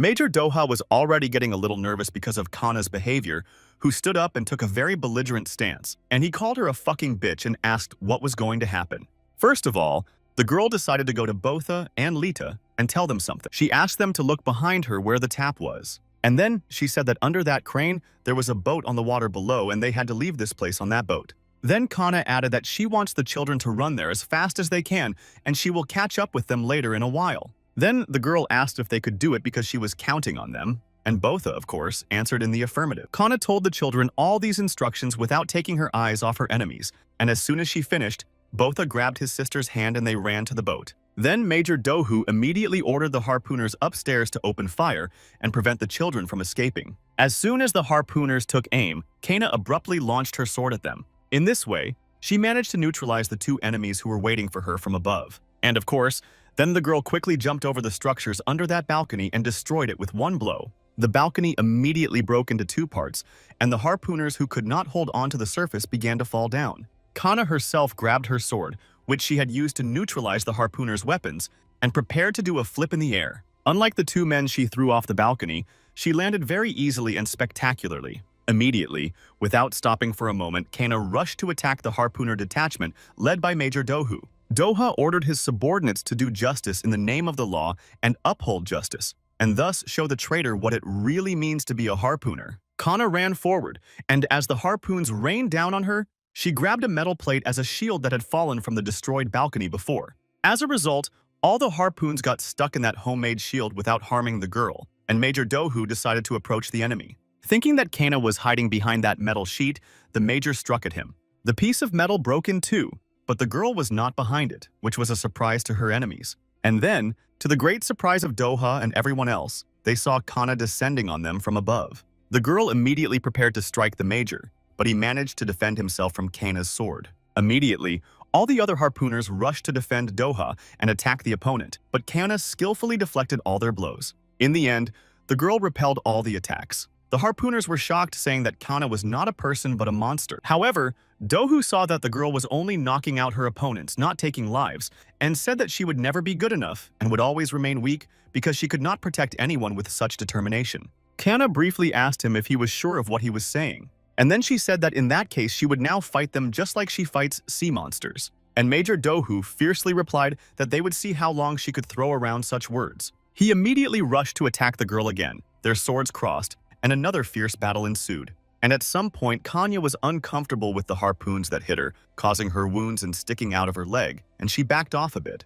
And Dohu immediately laughed gloatingly at her. What happened? Is she a little tired? But Kana immediately ran at him, and approaching him from different sides, inflicted severe injuries. Now, Major Doha had deep cuts all over his body that immediately began to bleed heavily. Kana told him to get up because with such determination he would never be able to protect anyone, and the two enemies crossed swords again. Meanwhile, Botha and Lita ran to do what Kana told them to do, and finally, they arrived at the crane she had told them about. Little Lita looked down and saw a boat splashing on the waves, and now the question arose of how to get down to it. Suddenly, two harpooners approached the children from different directions and asked if they were the children sought by Botha and Lita. And then one of them ordered me not to even think about doing anything, but to follow them. And then Botha didn't think twice about grabbing his little sister in his arms and jumping overboard with her. The harpooners just got up to shout after them to stop, but it was too late. Both Botha and Lita found themselves aboard a huge ship. Although they were extremely scared, they had to escape from their pursuers. In a moment, the children found themselves on a cargo tied with a net that was being lowered into the water. The harpooners did not expect such a bold and desperate act from them, and they were angry that the children managed to escape from them. Botha was very happy that he and his sister had survived, and Lita scolded him for scaring her with his prank. The pursuers, however, were not going to give up so quickly and let the fugitives go. One of them ordered the other to go upstairs and stop the crane. The other ran to execute the order, and while the children were rejoicing that they had managed to get away from their pursuers, one of the harpooners jumped on the cargo. Both Botha and Lita immediately fell silent in surprise, and the pursuer grabbed his weapon and told the children not to hold it against him. Then he waved the weapon and said that he was only following orders. Meanwhile, Kana had completely dealt with all the harpooners who opposed her, and Major Dohu was sitting weakly under the wall with numerous wounds on his body. He exhaustedly asked the girl if she wanted to finish him off now. It was very difficult for him to hold on, and he also lost his iron arm, which Kana had cut off with her sword. The major called the girl an ungrateful scum and said that this is why refugees should never be pitied, because such a useless emotion as pity does not allow us to give an adequate assessment of such freaks as her or Theon. And if you let those seeds germinate, they will create exactly the same chaos as they did. And then the major added that she shouldn't have sent Botha and Lita alone, because he had long ago learned about the boat the girl had prepared for the escape. And it was for this reason that he sent his people in advance to the direction where the boat was sailing. This means that Theon's puppies must already be lying there lifeless. And Dohu said with satisfaction that they had finally succeeded in destroying the traitor to the root, as well as everything related to him. Kana immediately ran to the place where she had sent the children to flee in order to be in time to save them. Major Dohu laughed and shouted after the girl to run faster if she still wanted to see their lifeless bodies. Kana raced as fast as she could to Botha and Lita. She could not let those children die. At the same time, a struggle broke out between the children and the harpooner, and the man swung his weapon at Botha. But the guy, much to the bastard's surprise, managed to dodge the blow. Then the harpooner took a second swing at the child, and again Botha skillfully avoided this blow and then sharply pulled the net on which his opponent was standing. And the very next moment, the harpooner, who was unable to keep his feet on the platform, flew off and began to fall down into the open sea. And already swimming among the salty waves, he shouted to the children to be cursed and that he would soon reach them. But then he suddenly heard a characteristic hum, and the next moment found himself in the huge mouth of a sea monster. Thus, this harpooner was completely neutralized by a huge monster. But this sea monster continued to swim near the boat that was prepared for Kana's escape with the children. And while Botha and Lita were wondering what to do next, their rescuer jumped onto the metal platform. The children were incredibly happy that she was now with them, and she also said that she was happy to see them in one piece. Botha warned Kana that there was a sea monster swimming down there, but the girl said she would deal with it. So she decided to continue this noble cause of rescue and jumped down to the boat. Suddenly, a cannon came out of the side wall of the ship's side and fired into the boat, and everything caught fire. Kana managed to get caught on the net with the cargo, and the children saw their boat explode and sink. It was all set up by Major Doha, who fired the shot and shouted to Kana. Did she forget that he had warned her that she could not escape from him? The bloody major smiled madly and said that he really hated the girl's presence on this ship. The harpooners lined up on board with their weapons, ready to act immediately upon the commander's order. And so Major Doha gave the order to open fire, and all those soldiers were standing in front of Kana and the children. Kana grabbed Botha and Lita in her arms and covered them with her back, jumped down into the sea, numerous harpoons plunging into her body. It seemed that the fugitives were doomed, and Major Dohu said that now the sea monsters would take good care of their bodies for them. The bastard decided that now it was finally over. Kana, Botha, and Lita were sinking deeper and deeper underwater when a submarine approached them. Kana's team was on board, and one of the harpooners said that he understood the burning boat was part of the plan, and Brun said that it might be. In any case, this is the only way Doha can think that Kana and the children are dead. So everything ended up with Kanu, Botha, and Lita being picked up by the submarine, and 4 years have passed since then, and Botha is now 17 years old. The Oasis seaport was located on the ruins in the middle of the ocean. There was one high-rise building and several smaller ones, and seagulls were constantly flying around. As usual, the settlement was in full swing, with researchers working deep underwater in diving suits. The bot jumped into the water and dived, wondering if everything would be okay if he went down into the depths, or if people would believe him. But I realized that until I tried it myself, I would never know. So the guy swam among the ruins and found the place he was looking for, where there was a door with the number 301 written on it. The guy started to chip away at the sign and then saw a big fish swimming by, so he decided that he could bring home dinner along with his prey. Among those ruins stood a ruined toilet. While Botha was hunting for fish, a huge underwater snake came out of the toilet, and it was a poisonous sea snake. It opened its mouth wide and started chasing the fish that the boy was going to catch, but he was still a little scared. Later, the snake became interested in Botha, but the boy realized that given the fangs of the creature, even a small scratch from them could be fatal. But he was a bit interested in it and decided that it would be a good idea to hone his skills on that snake. So Botha got into an underwater battle with a sea snake, and since he had such an opportunity, he decided to take it. Meanwhile, men stood on the shore to supervise Botha's work and training. They started to worry why the guy hadn't come up to the surface yet and thought that something might have happened to him. He might have gotten into trouble. Suddenly, bubbles appeared on the water and Botha swam out. The men said that he had been underwater for a very long time. Meanwhile, the guy swam to the ladder and started to climb up to the pier, holding the fish he had caught and a huge poisonous sea snake on his shoulder. On land, the men began to examine the snake. One of them remembered that it was the one that had bitten his son's leg, and they praised Botha for personally taking care of such a problem in their lives. The boy was very pleased with himself and asked his mentor if he could see what he was capable of now. But the mentor called the guy a piece of idiot and told him to stop showing off because they were testing his diving skills, not his hunting skills. And then, I told him to hand over the license plate, and Botha started flirting a little bit and said that he had accidentally taken the license plate from the number 301. But he rummaged through his pockets and couldn't find that number anywhere, so he must have forgotten to pick it up at the bottom of the ocean. Then the man attacked the guy, saying that he was really an idiot because how could he forget the sign he was diving for, and ordered him to go back into the water. Suddenly, people on the pier started shouting that they were pulling out real treasure from under the water. Others said that it was a very large inheritance, so both my husband and Botha became interested in it. And of course, the mentor told the boy that for today the tests were over. Jaco Gusto's team found a huge inheritance and people were running to see what it was. Botha himself was also very interested in what we were talking about and what kind of heritage was found at the bottom of the ocean this time. The crane was slowly lifting something large and heavy out of the water, and people were trying to help pull it closer to the pier. Finally, a huge cube hung over the water on thick ropes. Looking at what people call a great inheritance, Botha said that it was just some old box, and his mentor snapped at him that the guy had a box for a brain. And then I squinted my eyes and smiled with satisfaction and thought that it was really a great treasure. People managed to get out of the water a huge box with supplies that their ancestors had prepared long ago before the dive. Such boxes can store an assortment of medicines, clothing, and other essentials. And this is a real legacy left by people a century ago for their descendants, for those who will still be alive. When the box was opened, I saw that there were indeed various supplies of medicines, and all of them were in good condition. People praised Jaco Gusto's team.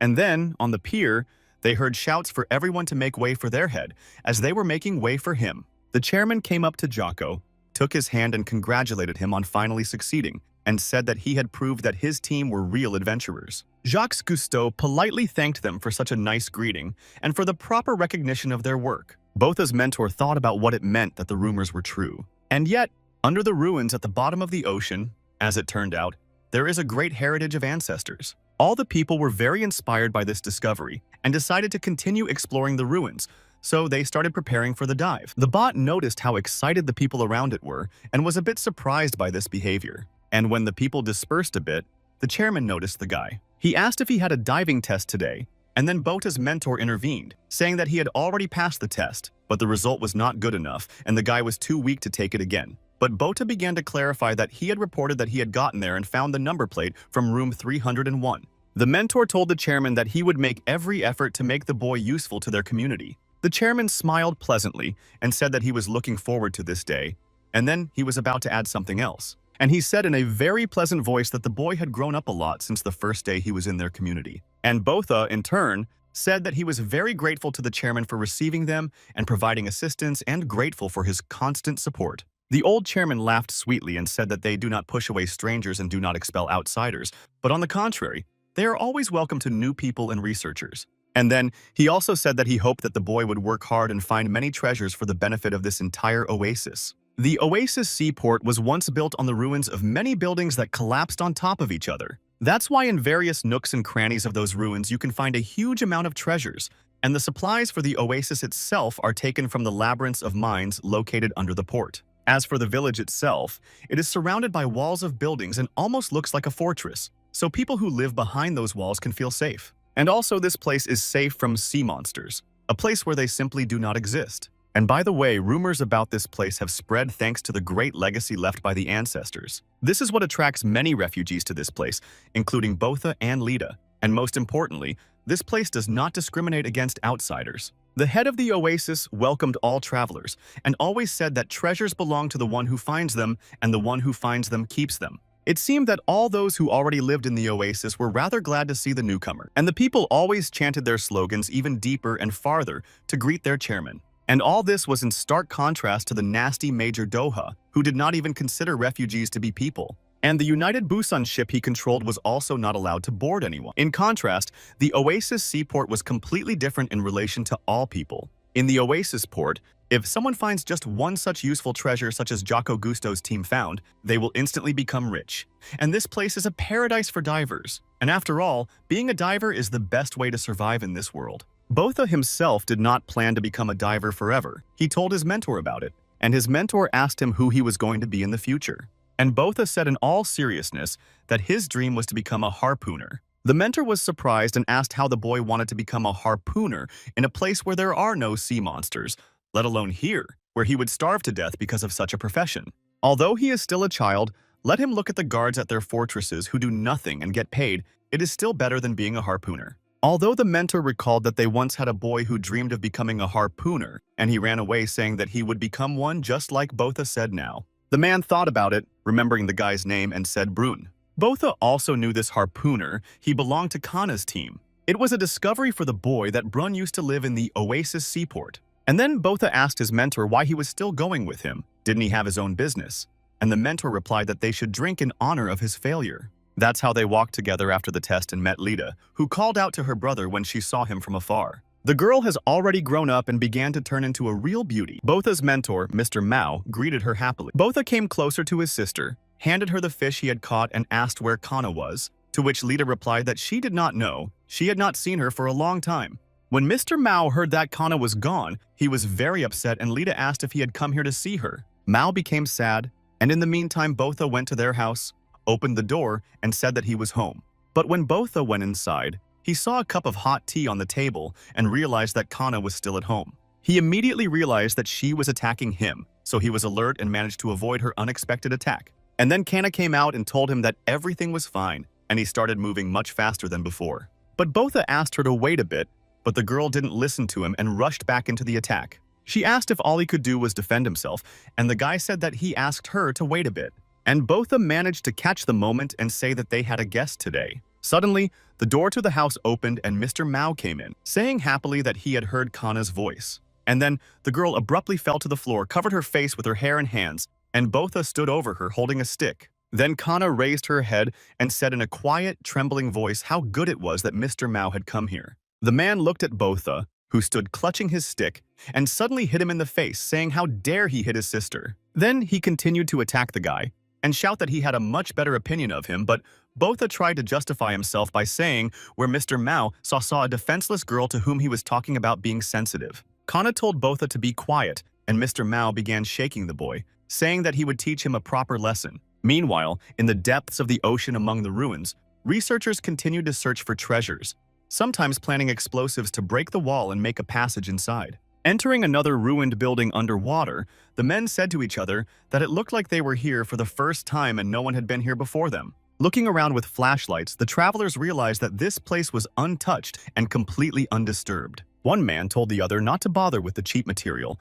There was only a pile of garbage and nothing else, just dead weight. And the other one sighed and said that if only they could hit the jackpot the way Jocko Gusto's team did. The first man said that whining would not help the cause, so he started to help. The washing machine in front of them was not the first of their finds. Suddenly, another man was attacked unexpectedly, insidiously wounded from behind and knocked over, and his partner asked in shock who the perpetrator was. However, he was also wounded by it and died, and before the end, he saw that their attacker had a hole in his helmet. Meanwhile, night fell and a violent storm arose at sea, with the sky pouring down like a bucket and the waves rising up to the windows. Lita was very afraid of this.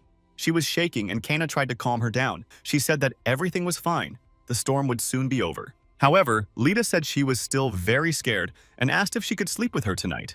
And Kana said that nothing good would come of it because her bed was not designed for two people. But little Lita had already come to her and climbed on the bed and said that they just needed to snuggle up tightly together and there would be enough room. Then Lita sadly recalled that her father always hugged her before going to bed when a thunderstorm started. Then Boda shouted from his bed in anger at how long his younger sister would talk about her father, and tears welled up in the little girl's eyes. Meanwhile, Lita hugged Kana and said that she was like a sister to her. They eat together and sleep together as if they were a real family. At the same time, Kana was remembering her family, her mother and father, with pain in her heart. Many years ago, she lost them after being attacked by a giant sea monster. Then her soul became hardened and she wanted to forget all these good memories of the past. Because it is extremely sad to remember this, to remember the crying face of my mother, who, along with other people, is being devoured by a terrible monster. And then the same monster grabbed her father and ruthlessly destroyed him right in front of his daughter's eyes. These memories are extremely painful. She partially managed to get rid of those memories to avoid hurting herself, but sometimes Kana wondered what it would be like to have a family of her own. When little Lita fell asleep, the girl stroked her head lightly and she felt a sense of family. And finally, the night passed and a quiet morning came. Botha had woken up in the morning and decided to practice a little bit, and Kana approached him. Botha told her that he was ready to train and ready to fight anytime it was necessary, but the place was not right, and the harpooner asked him if it was too peaceful for him. And the guy exhaled and said that it really looks like it's too quiet and calm here. Then Kana was sincerely surprised. She said that he had strange thoughts, and that peace and quiet was such a problem for him. And then Botha was indignant, saying that he didn't even know how much stronger he had become because all he was doing here was just training and he wanted to prove himself for real. Then Kana asked him if this was really what he wanted, just to prove himself, to prove something to himself. At first, he said that he just wanted to test himself, to be sure of himself, and to know what he was worth. And Kana told him that there are harpooners who recklessly risk their lives just to get more stars. Greed, pride, vanity, all these unworthy things control them in their activities. But such people are always the first to die because of this way of acting. And finally, Kana told Botha that he should never repeat or make the same mistakes as those people. Suddenly, they saw some commotion on the shore. A bunch of people gathered around something, while others were still arriving and actively discussing something. It was noticeable that people were looking at something and were extremely surprised by something and did not know what to do next. Botha and Kana also approached the crowd, where Mr. Mao was already standing, and he told the boy that it seemed the creature must have washed ashore after yesterday's strong storm. The creature looked as strange and frightening as possible because it looked like a squid with some holes in it and two human legs and arms sticking out of it. Some yellow mucus was oozing out of those holes, and people naturally noticed the human legs, and some suggested that perhaps the creature had eaten the man. And then one woman said that if you think about it, the divers who recently went down to the sea have not yet returned. Then Mr. Mao announced that regardless of what kind of creature it was, in any case, they could not allow it to stay here on their territory. And he suggested destroying it and getting rid of the carcass by throwing it back into the sea. And then he immediately took action and stuck his spear into the body of that strange creature and immediately felt resistance. One of the monster's legs began to twitch sharply. The monster began to make scary noises, twitching, and secreting more yellow mucus, and everyone realized that it was still alive. And then, the head of the Oasis seaport came to the waterfront and everyone asked him to be careful. But the chairman boldly came close to the terrible monster and shoved his harpoon into its body, and it took only one blow to completely destroy the monster, which convulsed a little more and became quiet. Then Botha asked his boss in surprise what kind of thing it was, or if it was a kind of sea monster. And the head of the Oasis replied that there are no sea monsters around their village and that there is no such thing in their environment. And then he looked down at the boy with a meaningful look and said that they were looking at a dead fish, but neither Botha nor Kana were satisfied with this answer. It all looked very strange. Meanwhile, Lita was doing laundry at home, hanging up the laundry to dry. The girl was having fun and was humming a melody to herself and suddenly heard a splash of water behind her back. Lita turned around and saw a diver emerge from the water. He was one of those divers who had gone down to the bottom of the ocean the day before in search of treasure, and now he was coming to the surface. But it was obvious that he was having a hard time doing so. Then the man took off his helmet and Lita recognized him as Mr. Moore. The girl quickly ran to his aid because he looked terrible. His face was covered with blood. When Lita came closer, he almost fell again, but the girl held his head and asked what happened to him.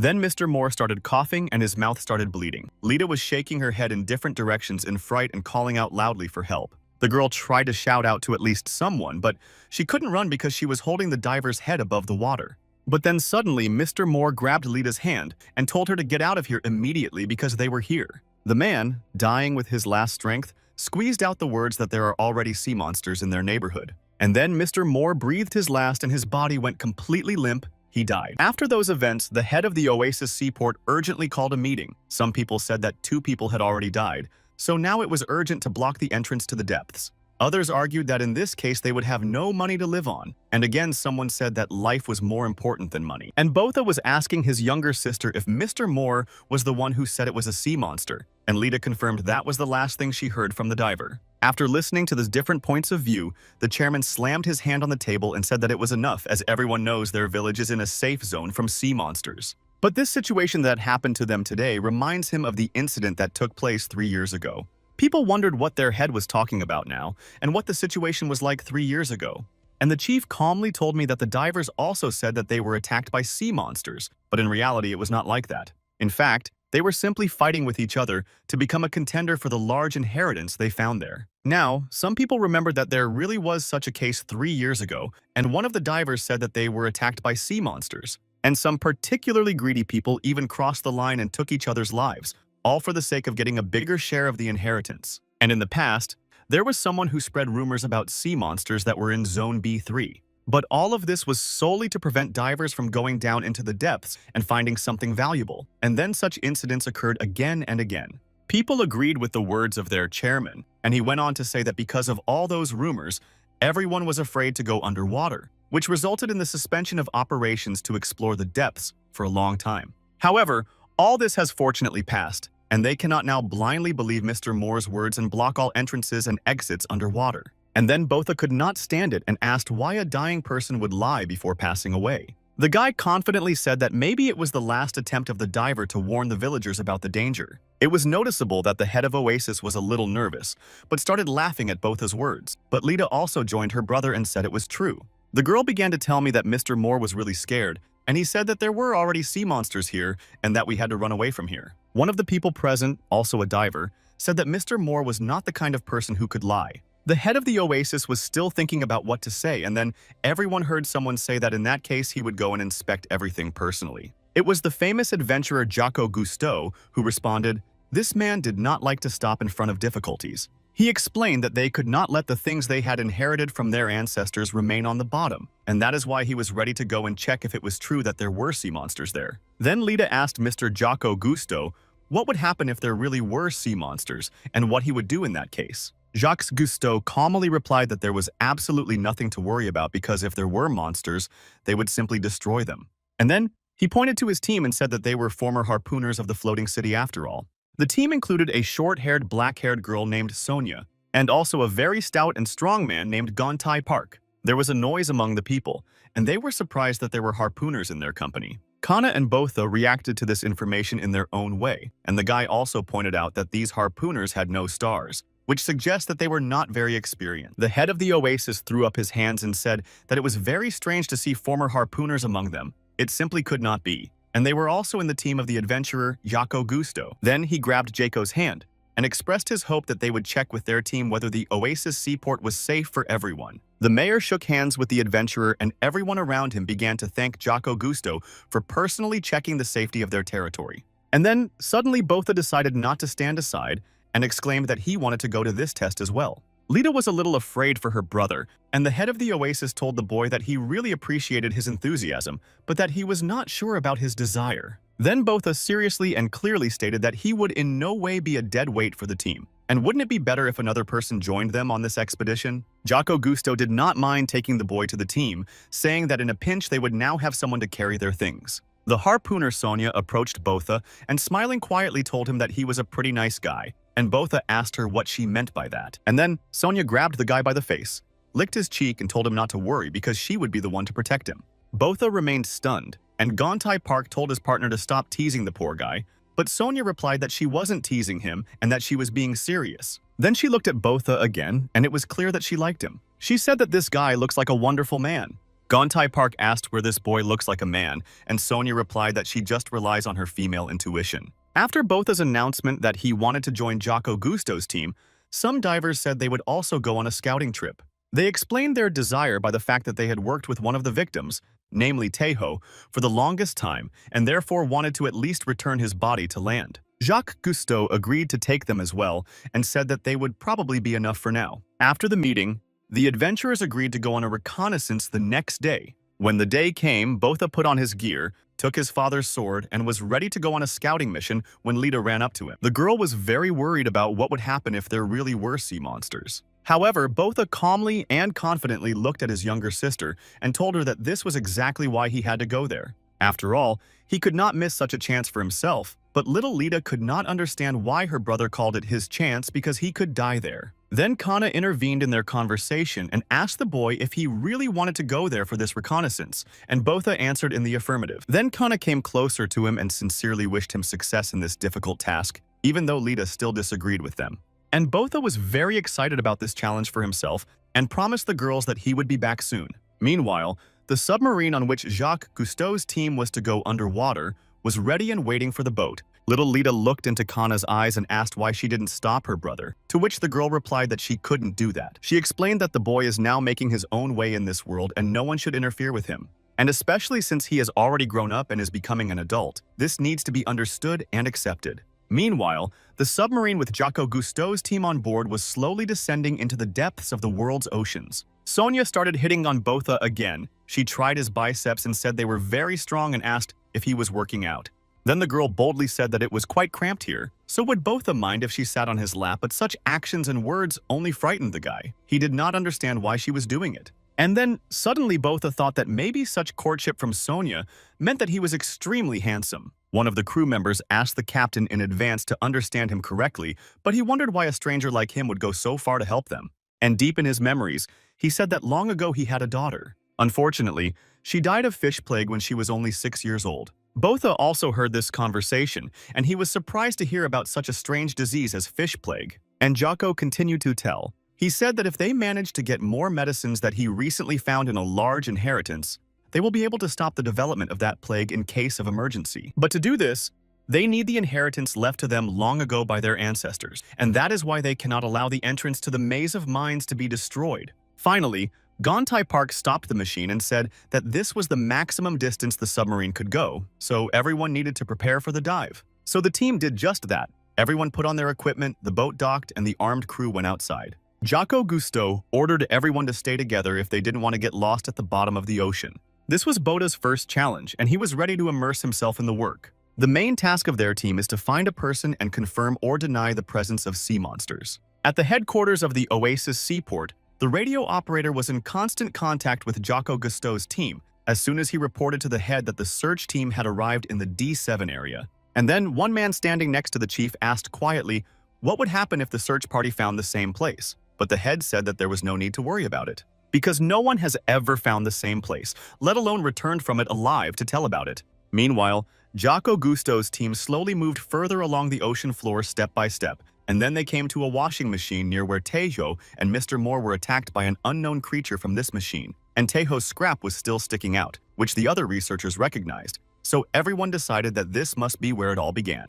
Now the commander suggested that we split up into two and take a look around, and he and Hantai would take the north side. Jacques Cousteau sent Sonia and Botha to explore the western side of the place. The harpooner Sonia was very excited about this task and started to jump on the boat, but the guy ordered her to get off it immediately. The other two said that in this case they would inspect the entire perimeter, and if they found nothing, they would move on. The commander gave the okay and said they would meet at the same place in 30 minutes. Botha was the first to walk in his direction, and with his sword out in front of him, he thought that it was very dark here at the bottom of the ocean. It seemed as if a monster could jump out of the darkness at any moment, and the further you went, the more tense you became. The bot was completely focused, thinking that as soon as some monster decided to jump on him, he would definitely tear him apart. Sonia noticed Botha's gas sword and said it was very nice and asked where he had gotten it. And then she added that the sword was really beautiful, but it looked very gray, so she offered to give him some of her accessories and jewelry. Suddenly, Botha ordered her to be quiet and asked if she heard anything, but Sonia continued to play around and said that of course she heard his sweet voice, but the guy was very serious. Botha urged his partner to be serious as well and told her to be quiet and listen. But Sonia said that she still didn't hear anything suspicious, but Botha focused even more on this strange sound. And he finally realized that the guy was sure it was the sound of dripping water. Sonia was very surprised to hear the sound of dripping water underwater and said that Botya must have just imagined it.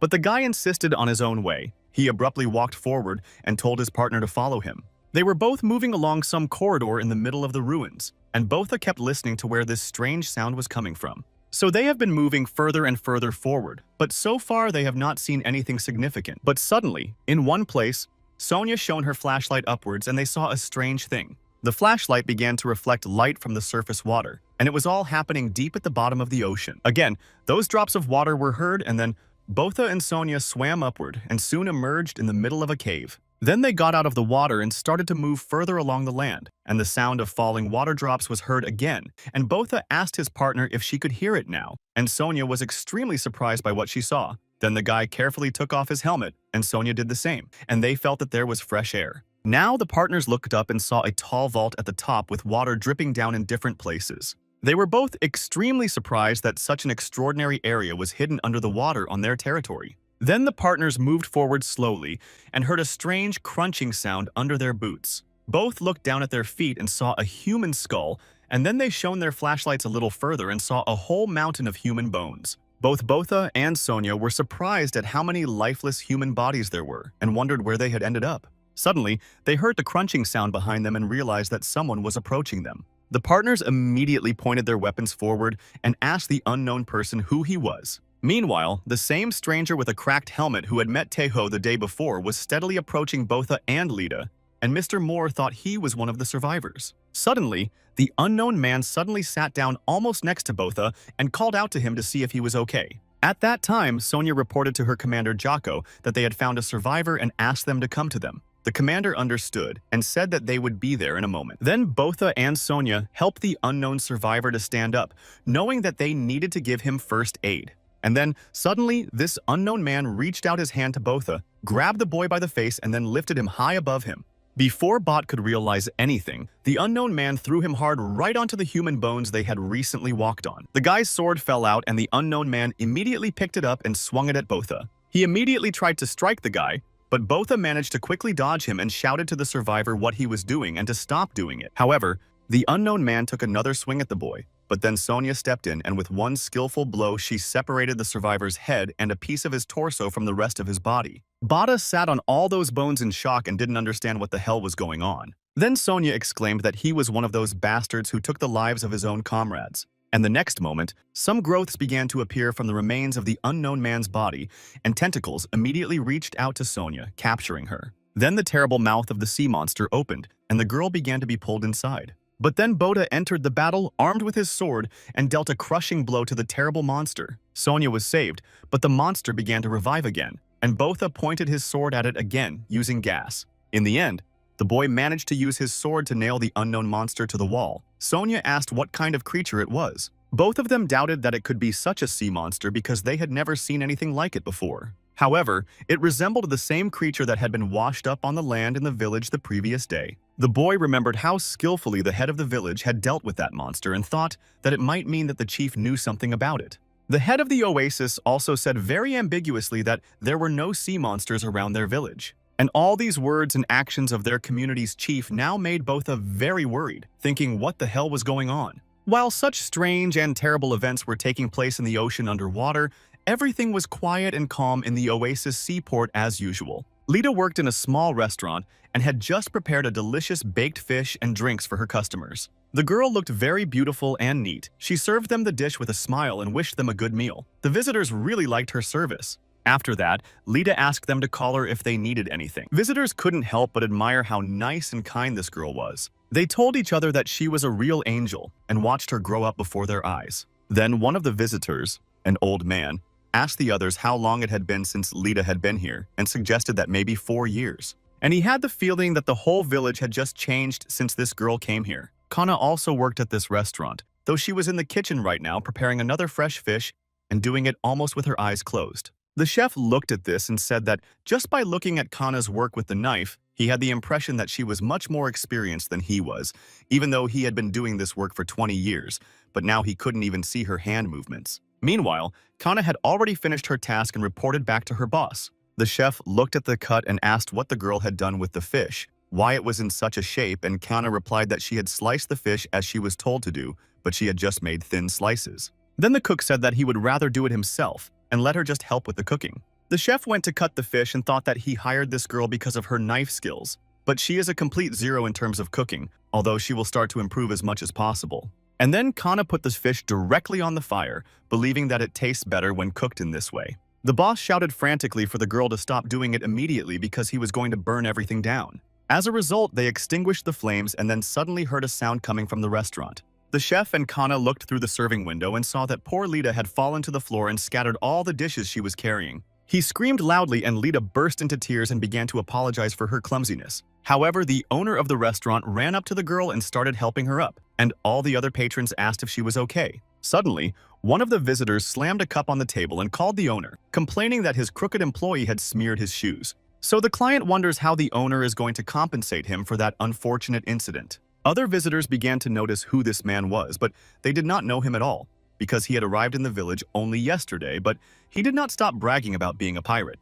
But one fact about him is certain: he is not the friendliest person. Meanwhile, the restaurant owner and Lita bowed to the visitor, asking for his forgiveness. And then Kana came out of the kitchen, carrying a rag. Approaching the visitor, she also apologized for the incident and said that she would clean his shoes right away. Then the girl asked the man to kneel on the floor and began to thoroughly wipe his shoes. When Kana bent down in front of the visitor in this position, her beautiful breasts became very visible, and the man immediately noticed it. Then he took her face with his hand and said that she had beautiful forms and was very nice. Then he abruptly grabbed the girl in his arms, put her on his lap, and told her to stop playing with his shoes and just have a drink. The visitor encouraged the girl that everything would be fine and that she should just drink with him. Kana was furious at the stranger's behavior, and the owner of the restaurant immediately came over and told the customer that he had better watch what he was doing. Lita also began to worry a lot in that situation because she knew very well that if this man did not stop his outrages, Kana would simply take his life. Mr. Mao, who was also in the restaurant at the time,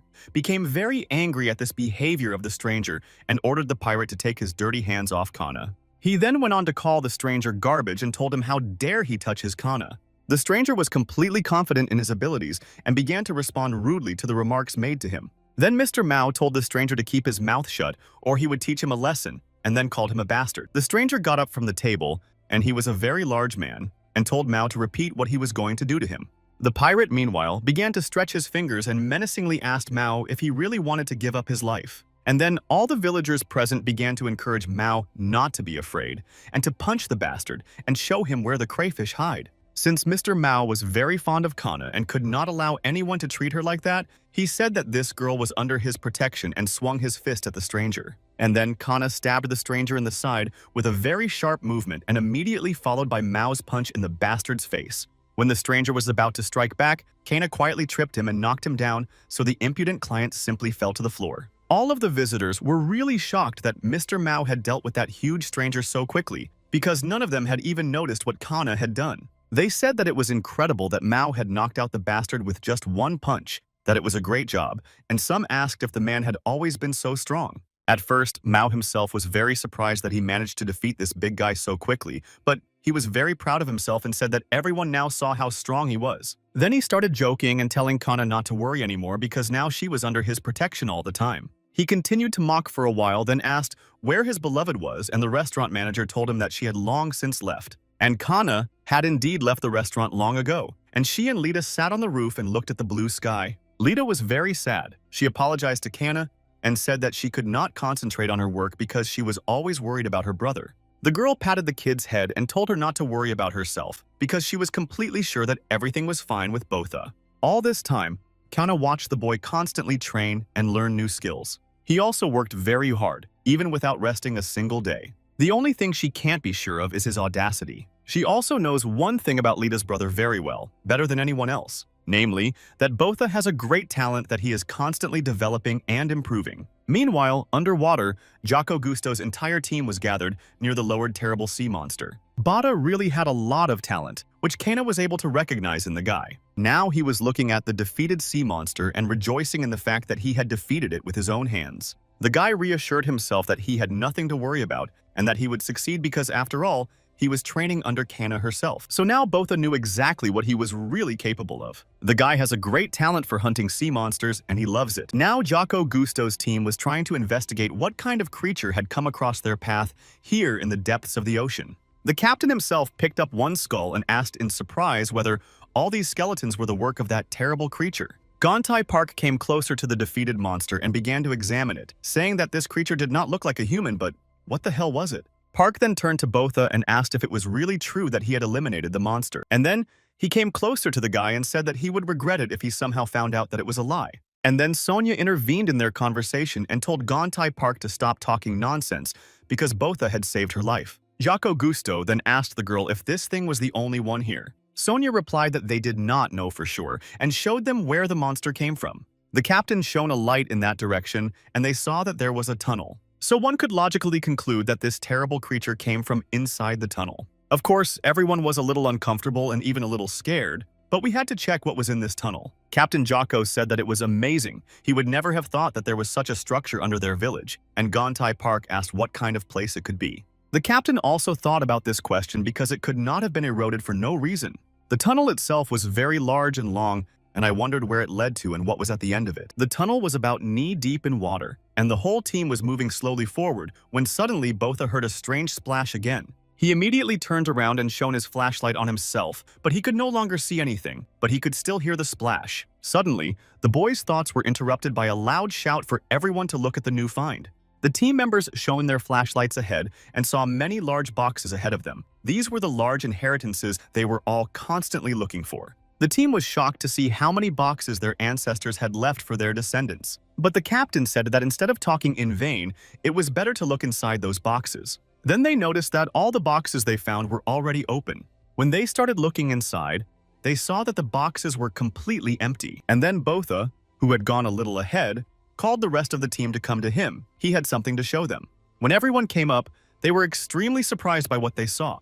In that tall hall, there were just a lot of big boxes of a great inheritance, stacked to the ceiling, and some of them were lying in a chaotic pile. The team members still couldn't believe their eyes. They hadn't even imagined that such riches could be found in that exploration. And all these boxes in that room were completely untouched, so one could only imagine how much stuff was inside. Captain Jocko Gusto suggested that this place was once a shelter built by their ancestors to prepare for a great disaster. But in the end, something happened to the people, and in the end, all that was left was this great legacy from them.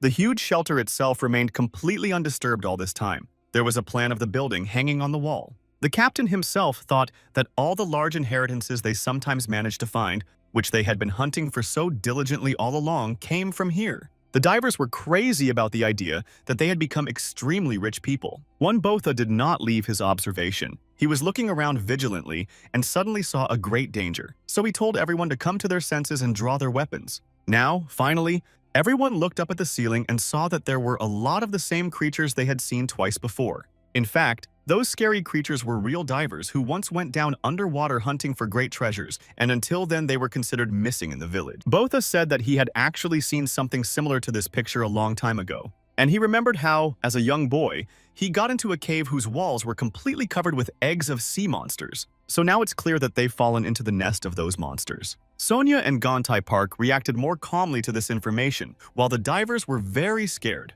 However, Captain Jacob immediately ordered everyone to calm down and look at the situation soberly. He told his men to pay attention to the fact that all these creatures are still hibernating. So he has a suggestion to get out of here before it's too late. The team had to move as quietly as possible because these creatures reacted to any sound, even trying not to breathe too loudly. Slowly and carefully, the scout squad tried to make their way back to their submarine. He carefully examined the ceiling with sea monster eggs and wondered if no one knew about it or if there were no one who could tell him about it. Suddenly, a splash was heard, and the team members immediately turned in that direction and illuminated the place with flashlights, and they saw a strange and ugly picture. The monster moved on two legs and held one of the boxes of the great inheritance with numerous tentacles. It just walked past all the people and disappeared along with the box into the tunnel. One of the divers was trembling with fear. He said that the monster had just passed, so they would all die here, but the captain told him to calm down. But that man suddenly stepped on the monster's tentacle, and it immediately grabbed him and pulled him toward it. The sea monster was very large, and now it was holding the man's limbs with several of its tentacles and shoving him into its terrible mouth. In a moment, the man was gone, and only the crunching sound of the monster's mouth was heard, and Jaco Gusto said that it was a cursed monster.